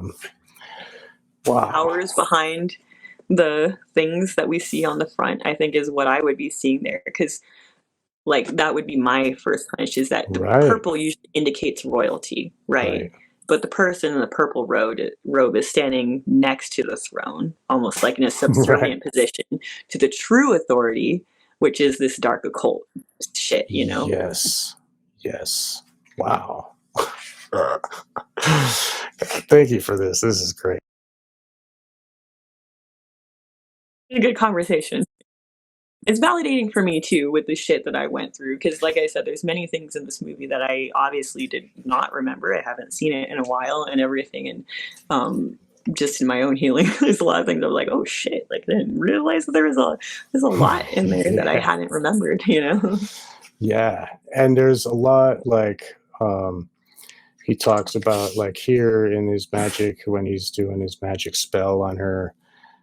He's asking her if she's ever read Ovid on the art of love. So Ovid wrote 2 books. One of them's Art of Love, and well, it's like that's a 3-book set. But the other famous one that he did was Metamorphosis, right? So there's that whole thing of the butterfly, and then Helena is shown with the butterfly wings, and then there's another. Let's see if I can bring it up where there's a statue that it's Psyche. It's a statue of Psyche kissing Eros, and Psyche was given butterfly wings, and she was also in a ancient book called Metamorphosis, written by a different author. So, like this metamorphosis comes up a lot. And her name is Psyche, so, and literally, like, you know, it's like indicating it's like the mind, you know. Right. And like Psyche was transformed into a goddess. So much like how the ritual turned you into a goddess, right?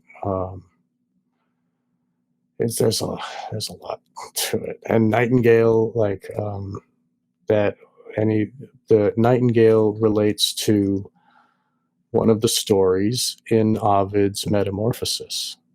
The story. I'm not familiar with that one. There's a story called here. Let's share this picture. So Nightingale is even in Shakespeare. It's like Ovid was hugely influential for artists, and the entire book Metamorphosis, all the stories are about transformation from one thing to another, like people turning into animals or whatever. It's like myths, and one of them was oh God, what was her name? Philomena, who was abused, raped, and almost died. And the guy that raped her didn't want her to tell anyone, so he cut off her hands and cut out her tongue. And her sister. What's that? Go ahead. Is that in a Shakespeare play too? Yes. Titus Andronicus. Right. So Shakespeare used that same story again. So like this story is ancient story, and the woman was able to loom a picture of her abuse by Tereus, the guy that abused her, and her sister is married to the guy who abused her, and like so then her sister kills the child that they have together, and then feeds it to Tereus, and Tereus gets angry and he tries to kill both these women, and they pray to be turned into birds, and the young lady that the original victim, Philomena, is turned into a nightingale, and she was kept quiet her whole life, or not her whole life, but after, because she had no tongue and whatever. But now, as a bird, she sings all night, and they sing at night, and then they sing their most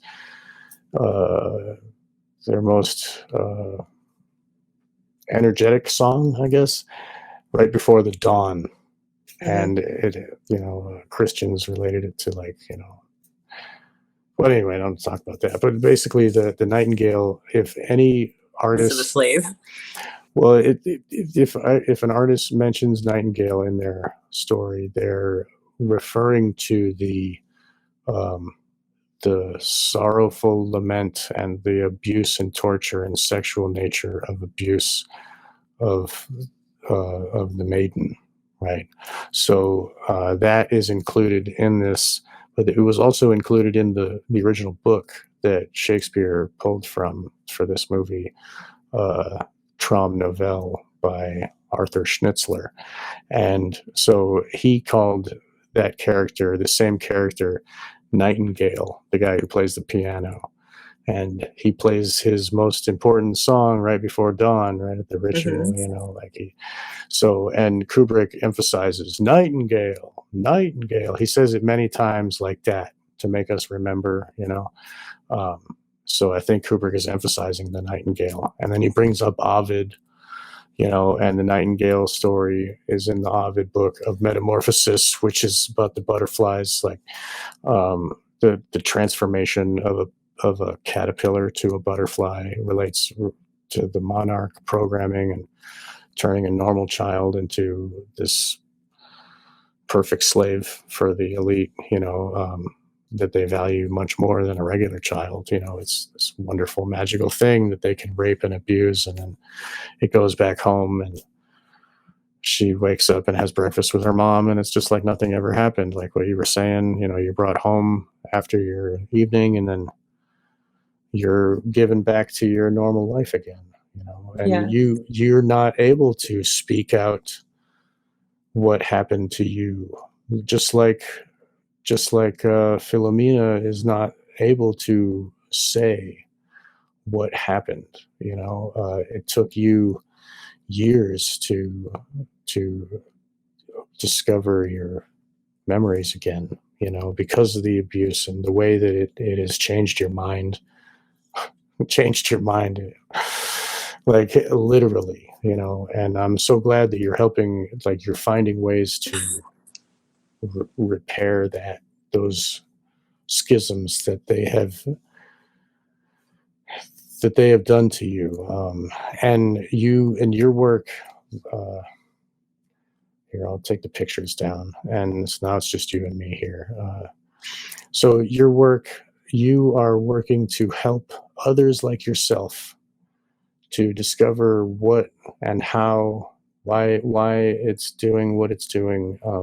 You have a YouTube channel, Desert Dakini, and you have many videos now at this point where you're helping to show the structure, the internal structure, and talk about the terms and really reveal to people, give people the nuts and bolts of how they can help to get a handle on this. That's, if it is happening to them, you tell me about it. Instead of me describing, please tell us about your channel and your mission that you're trying to accomplish.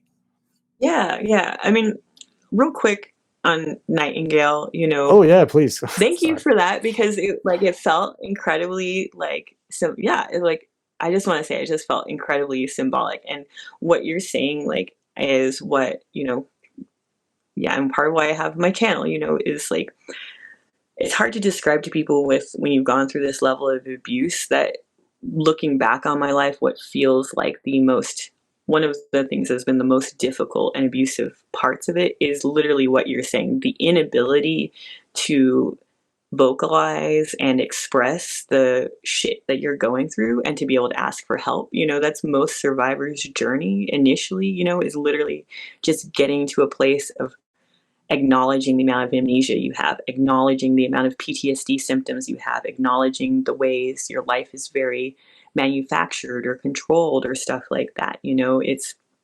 It's really difficult, and it's part of like why it's such a mind fuck for us, too, is to see the level of dissociation and to just be like, it's hard for me to describe to people that like this is the thing that is the most disempowering, is the fact that like I was, horribly depressed or suicidal or so many things throughout my life, and this is how I lived.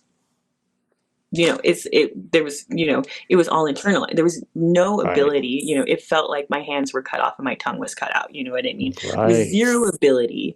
zero ability to communicate the things that were going on in my head, and even when I started to understand it, it's like there was no context for it.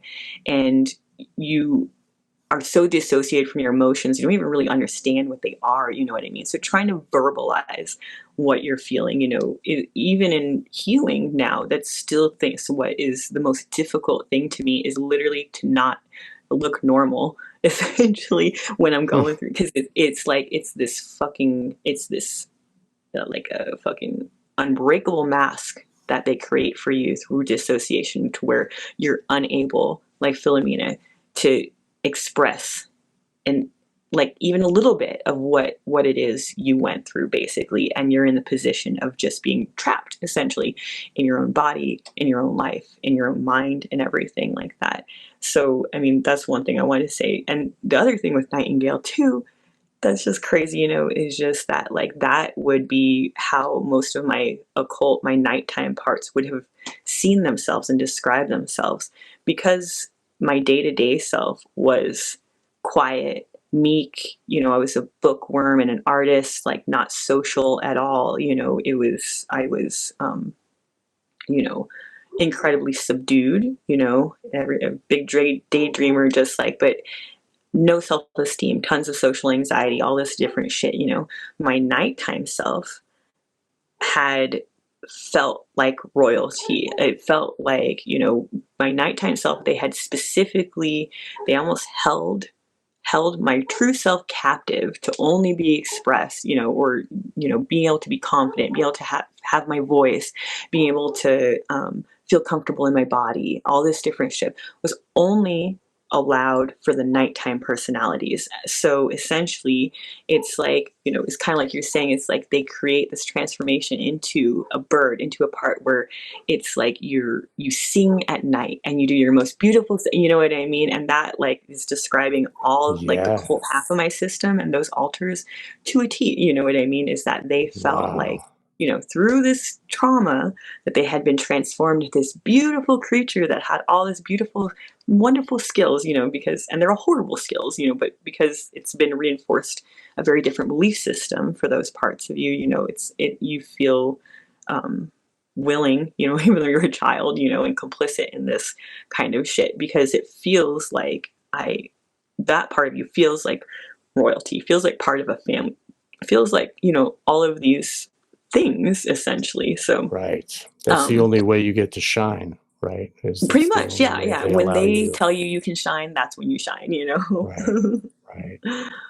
That insight of the nightingale is so, like, poetically perfect. The way that you describe it is like, um, it's poetic, and it's this is really what this art is meant to do, is to awaken that realization within all of us, and you had this experience, and about, and now that I tell you the story of Nightingale, you're like, oh yeah. And it, like, relates perfectly, and it makes total sense to you. And this is why Kubrick is using these symbols and tools, because the full message that is being put on display and given to us is what you have described to us here. It's not just some Hollywood movie about a couple. You know what I mean?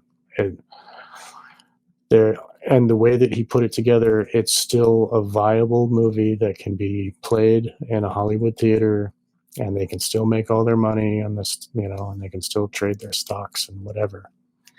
What's that? Celebrities. Right. And those celebrities, and we know about how Hollywood is a bunch of hookers, really. They are used as, like, if the more you look into it, the more heavy this topic really gets, and the levels They're either of, psychopaths or like me, basically. yeah, yeah, all the people involved, right?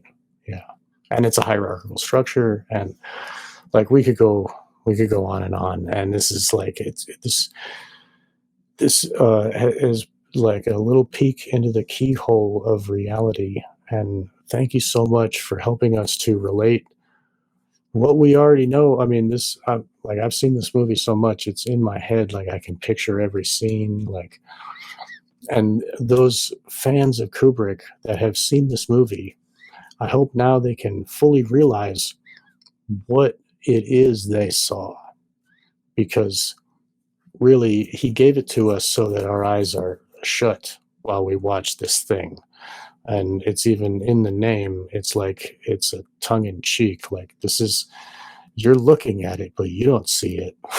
You know, you, Carrie, Survivor. actually, Most people don't want to see it yeah, because right, it's fucked up. yeah. And I like, Nathan Reynolds, a fellow survivor, a friend of yours, and he even says he doesn't watch Hollywood movies anymore because he doesn't want to be triggered, and he doesn't want. I'm like, that's pretty smart. Like, I mean, and if you're gonna watch, So I think annoying you're to maybe. watch shit with me.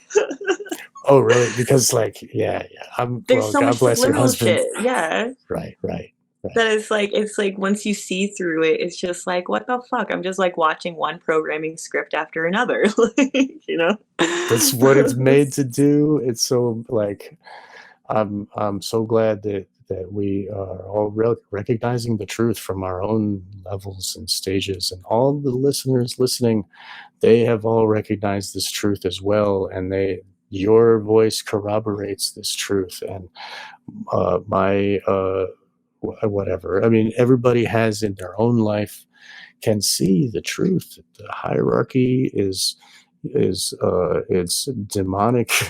I mean, uh, yeah. So this is wonderful, like how that you could share with my show, and you yourself, you have your own show, and on YouTube, it's for everybody to find. It's very easy to find on YouTube, and your content isn't so dicey that it will get removed all the time. Like you're talking about something specific, and you're talking about the nuts and bolts of the programming and how someone like yourself can get a handle on their self. Is that right? um, I I do tell people for sure that like I'm gonna bring up very triggering shit, on the regs, especially on including on my channel, because it's it's the whole reason we're dealing with DID or DDoS, or what my channel focuses on is learning how to um, heal your internal system, manage your different trauma parts, deal with flashbacks, deal with PTSD symptoms, deal with all of this stuff. Essentially, so things like I've mentioned, testimony stuff comes up offhandedly from time to time, but in general, I do tend to keep it more focused, like you're saying, on being both education and activity kind of based, mostly geared towards other survivors. But many people that are just allies have found it insanely helpful in the aspect that my whole channel's purpose is that it was meant for other survivors, but it's been very helpful for advocates because my intention was to take everything I had learned in my healing and everything from trauma, from deprogramming, all this different stuff, that I'd learned, different literature, different therapists and everything, and to kind of synthesize it into a very like palatable, like beginner idea way. So basically I was trying to create the channel that I felt like I had needed early on in my healing to help give me some context for understanding stuff. There's a lot of resources out there for people that are DID, but there's not a ton of resources out there for people that are victims of organized trafficking, organized abuse, and it's like DID on steroids. You're dealing with like a DID system times five, sometimes multiple levels, and all this because of the amount of abuse that you've gone through, the amount of dissociative barriers you have.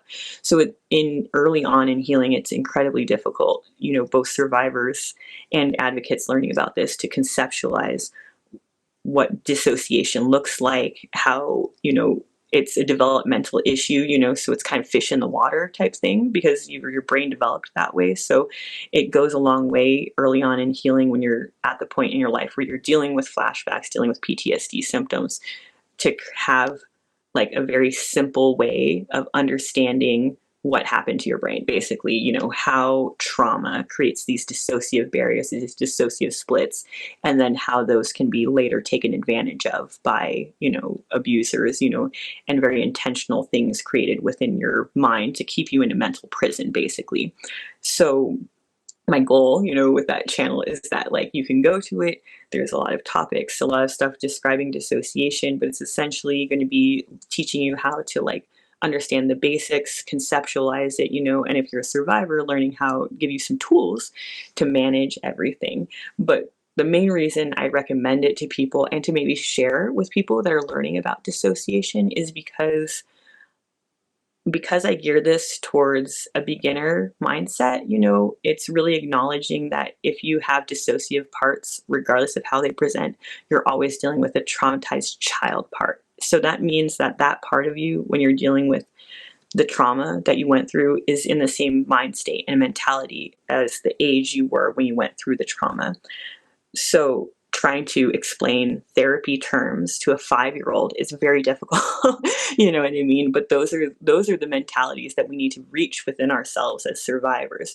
So that's a much of motivation of my channel, is that I'm trying to simplify like these very complex concepts, that are often just addressed in like psychology type terms or different stuff with really big words, et cetera, et cetera. I'm trying to simplify it to something where like you could explain it to a kid, because ultimately most survivors, most of our parts we're dealing with are kids, and those are the parts that need to like understand, be brought into the present. So Wow. I recommend it to anyone, who's new in anything. I try not to be too complicated with anything. That's beautiful though, because you could be talking to their altar that has come up, and then maybe and you could be speaking to that altar directly, who it may only be 7 or 6, and you could. I mean, that's very insightful that you are able to think that way, and it's very. I got where I got in healing. Yeah.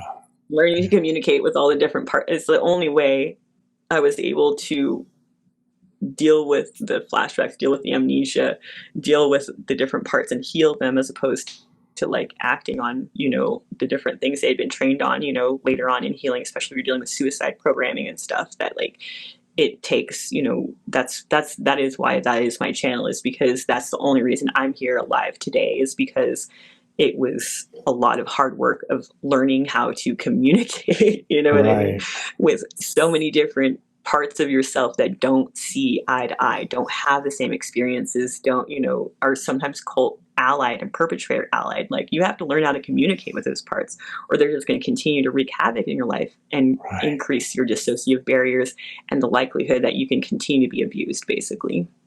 Wow. So yeah, you're doing God's work. You're helping to put people back together. And I mean, if it can combat anybody's suicide programming, you're probably saving lives, literally, with all your videos. I hope that everybody shares your work, and they go and subscribe to see the new stuff, and to go and look at the videos that you have created so far to help to understand more. Do you also repost the shows you did with Emma, so that people can learn more from the other work that you've been on my show multiple times. You've been on the Imagination podcast with Emma Catherine, met multiple times, and people can get a more full idea of your story if they want to look further, right? So I so far I've reposted, I think, most of the episodes I've done with you. I haven't done any of the Imagination podcasts, but I was talking with Emma this week, and I think that's what I will be doing in the next, foreseeable future, is I'll be posting all of her episodes as well, especially because she got a strike recently and everything. So we want to have things, many different locations as possible, Yeah. So I'm definitely working on that, and good. I just really want to thank you a lot, because like I said at the beginning of this, I was excited to have this conversation, but not because it's not because I'm excited to it's not fun. talk about this horrible shit, but mainly, it's good to talk to you. But mainly because it's being having been learning about the alternative side of things for many years, it was critical thinking and stuff is very important. But regardless, it's something that has been, especially as I've gotten into disclosure of my own testimony more, it's something that has been, definitely in the back of my mind, is like wanting more survivors to be included in the discussion that we typically, it's like, you know, it feels sometimes like in the community of people that are into alternative media and stuff that SRA, ritual abuse, MK Ultra is something that is like something that just likes to be talked about. You know what I mean? And Because it's it's like something a that's horror movie, fascinating. like Yeah, oh yeah. yeah, Yeah, like but it's like, it's a very real thing, and it's more than the very like surface level Hollywood shit that gets people intrigued, you know what I mean? It's a very right, fucked up. It's got a long history and it's still continuing to this day, which is why I'm here disclosing to be like, hey, this hasn't changed. You know what I mean? It's right, probably gotten worse. You know what I mean? Like that in my experience.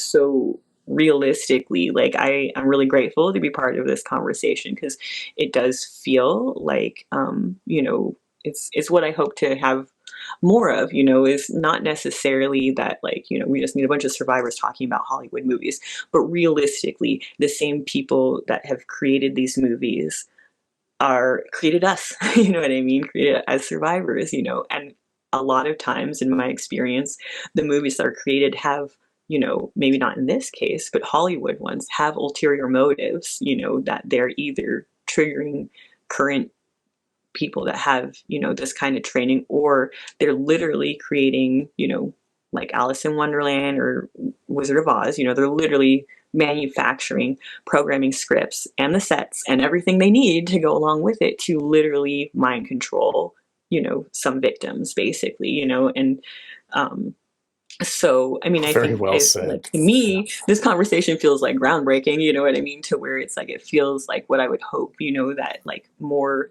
you know, more of this would come out in the future, to where survivors can like, help just the general public to understand the reality of things, and but then also in this case to understand that, there probably were people, there have been people for decades, you know what I mean, that have been trying to kind of like expose what they can when it comes to this. And I do feel like, that is what my gut tells me about this film, and why it does feel like it needs to be acknowledged as more than just a film. You know what I mean? It's like it does to me feel like part of the disclosure that eventually everyone will Right, understand. right. It's not. We're not talking about Stranger Things or whatever. Some like the new crap. This is a piece of history. This film, like everybody will remember it. It will be preserved forever, and it shows everyone. You know, it's like, and it's packaged in a perfect. It's really like, it's like you said. It's not just a movie. It's like a time capsule that people in the future, when the reality of your life and others like you becomes known, they will go back and see, holy crap, like even Lolita in the 60s or whatever, Kubrick was trying to tell us, and the word Lolita itself became a thing, you know? It's like a type of porn is Lolita porn, because it framed in our heads the reality of like, oh, when I think of hot young underage girl, the word that comes to mind is Lolita. And now all of those things are connected to it. So like when you go back and see Lolita, you see, oh, why is there a ping pong table? What? That's not in the book, Roman And ping you, pong. that's right. What are Romans famous for? Like, ugh. So yeah, and that again with the two-headed eagle is a Roman Roman ping pong again. It like fits, like so. All of his movies are like, it's his disclosure is in a different way. He has to somehow finagle it into the art. You're able to speak your words straight out of your mind and your heart, and you put it on your YouTube channel. So a little tip, Odyssey does not, they have never given me any trouble. Like YouTube is impossible almost everything. They'll tell me, oh, you got to wait a week. And then 90 days later, they allow me to go. So like you have no control on YouTube. Yeah. So Odyssey, BitChute as well, they do not censor Odyssey or BitChute. And Odyssey, you can download. People like the viewers can just click download and get it all and put it on their files. YouTube, you got to pay to download. Like anyway, and then there's Rumble, but Rumble is owned by BlackRock and Vanguard. They're publicly traded, so they give you freedom now. It's kind of like Twitter, you know. Now. So they give you freedom now, and so you can use Rumble while it's there. But I suggest having your own website and then embedding links, like what Mark Passio allows me to do. He gives me a page on his One Great Work Network, and each episode I'll do another page with that, just on that episode, and on a list I'll have the Spotify link embedded, I'll have the Odyssey, BitChute, Rumble, and it's all there on that page. So when the YouTube one gets erased, there's 4 more that they can click on. So perfect. Yeah, doing that. Do that. Yeah, tell Emma that too. Yeah, because YouTube, don't put all our eggs in that basket. It's great to get all the viewers and to get the popularity, and then once she gets erased, all of those followers are going to be gone. She needs to have a email list so that when she does get erased, she can email them and say, hey, find me here, you know, and like, this is my new thing every week. You should do the same too. Email is a direct. All the things to learn from you and Mark. Yes, we will definitely talk to you and help you. Yeah, because we care, and it's about changing the reality of this world. We need to if stop everybody. The cycle. That's right, exactly, and every little bit counts, and every time that you can sing your bird song with your conscious mind and heart at the helm, not like sunken in the dark place while your body goes and does something else. Like, you have control of it, and let's rejoice that, and let's celebrate your voice, and hopefully everybody's ears can hear it. You know, God bless you. I'm glad you're here. Having me, this has been, very, very healing and helpful. So. Oh, wonderful. Well, I love that, and I'm proud to be your friend, and I hope to talk to you again soon. So thank you all listeners, and thank you again, Carrie. Everybody, please visit Desert Dakini on YouTube, and I know that you have other works that you're working on, and we look forward to those as well. And so please, everybody, be on the lookout for Carrie Olaje and keep your ears open for her voice. And thank you all for listening today, and we will see you next time on Wake the Dead.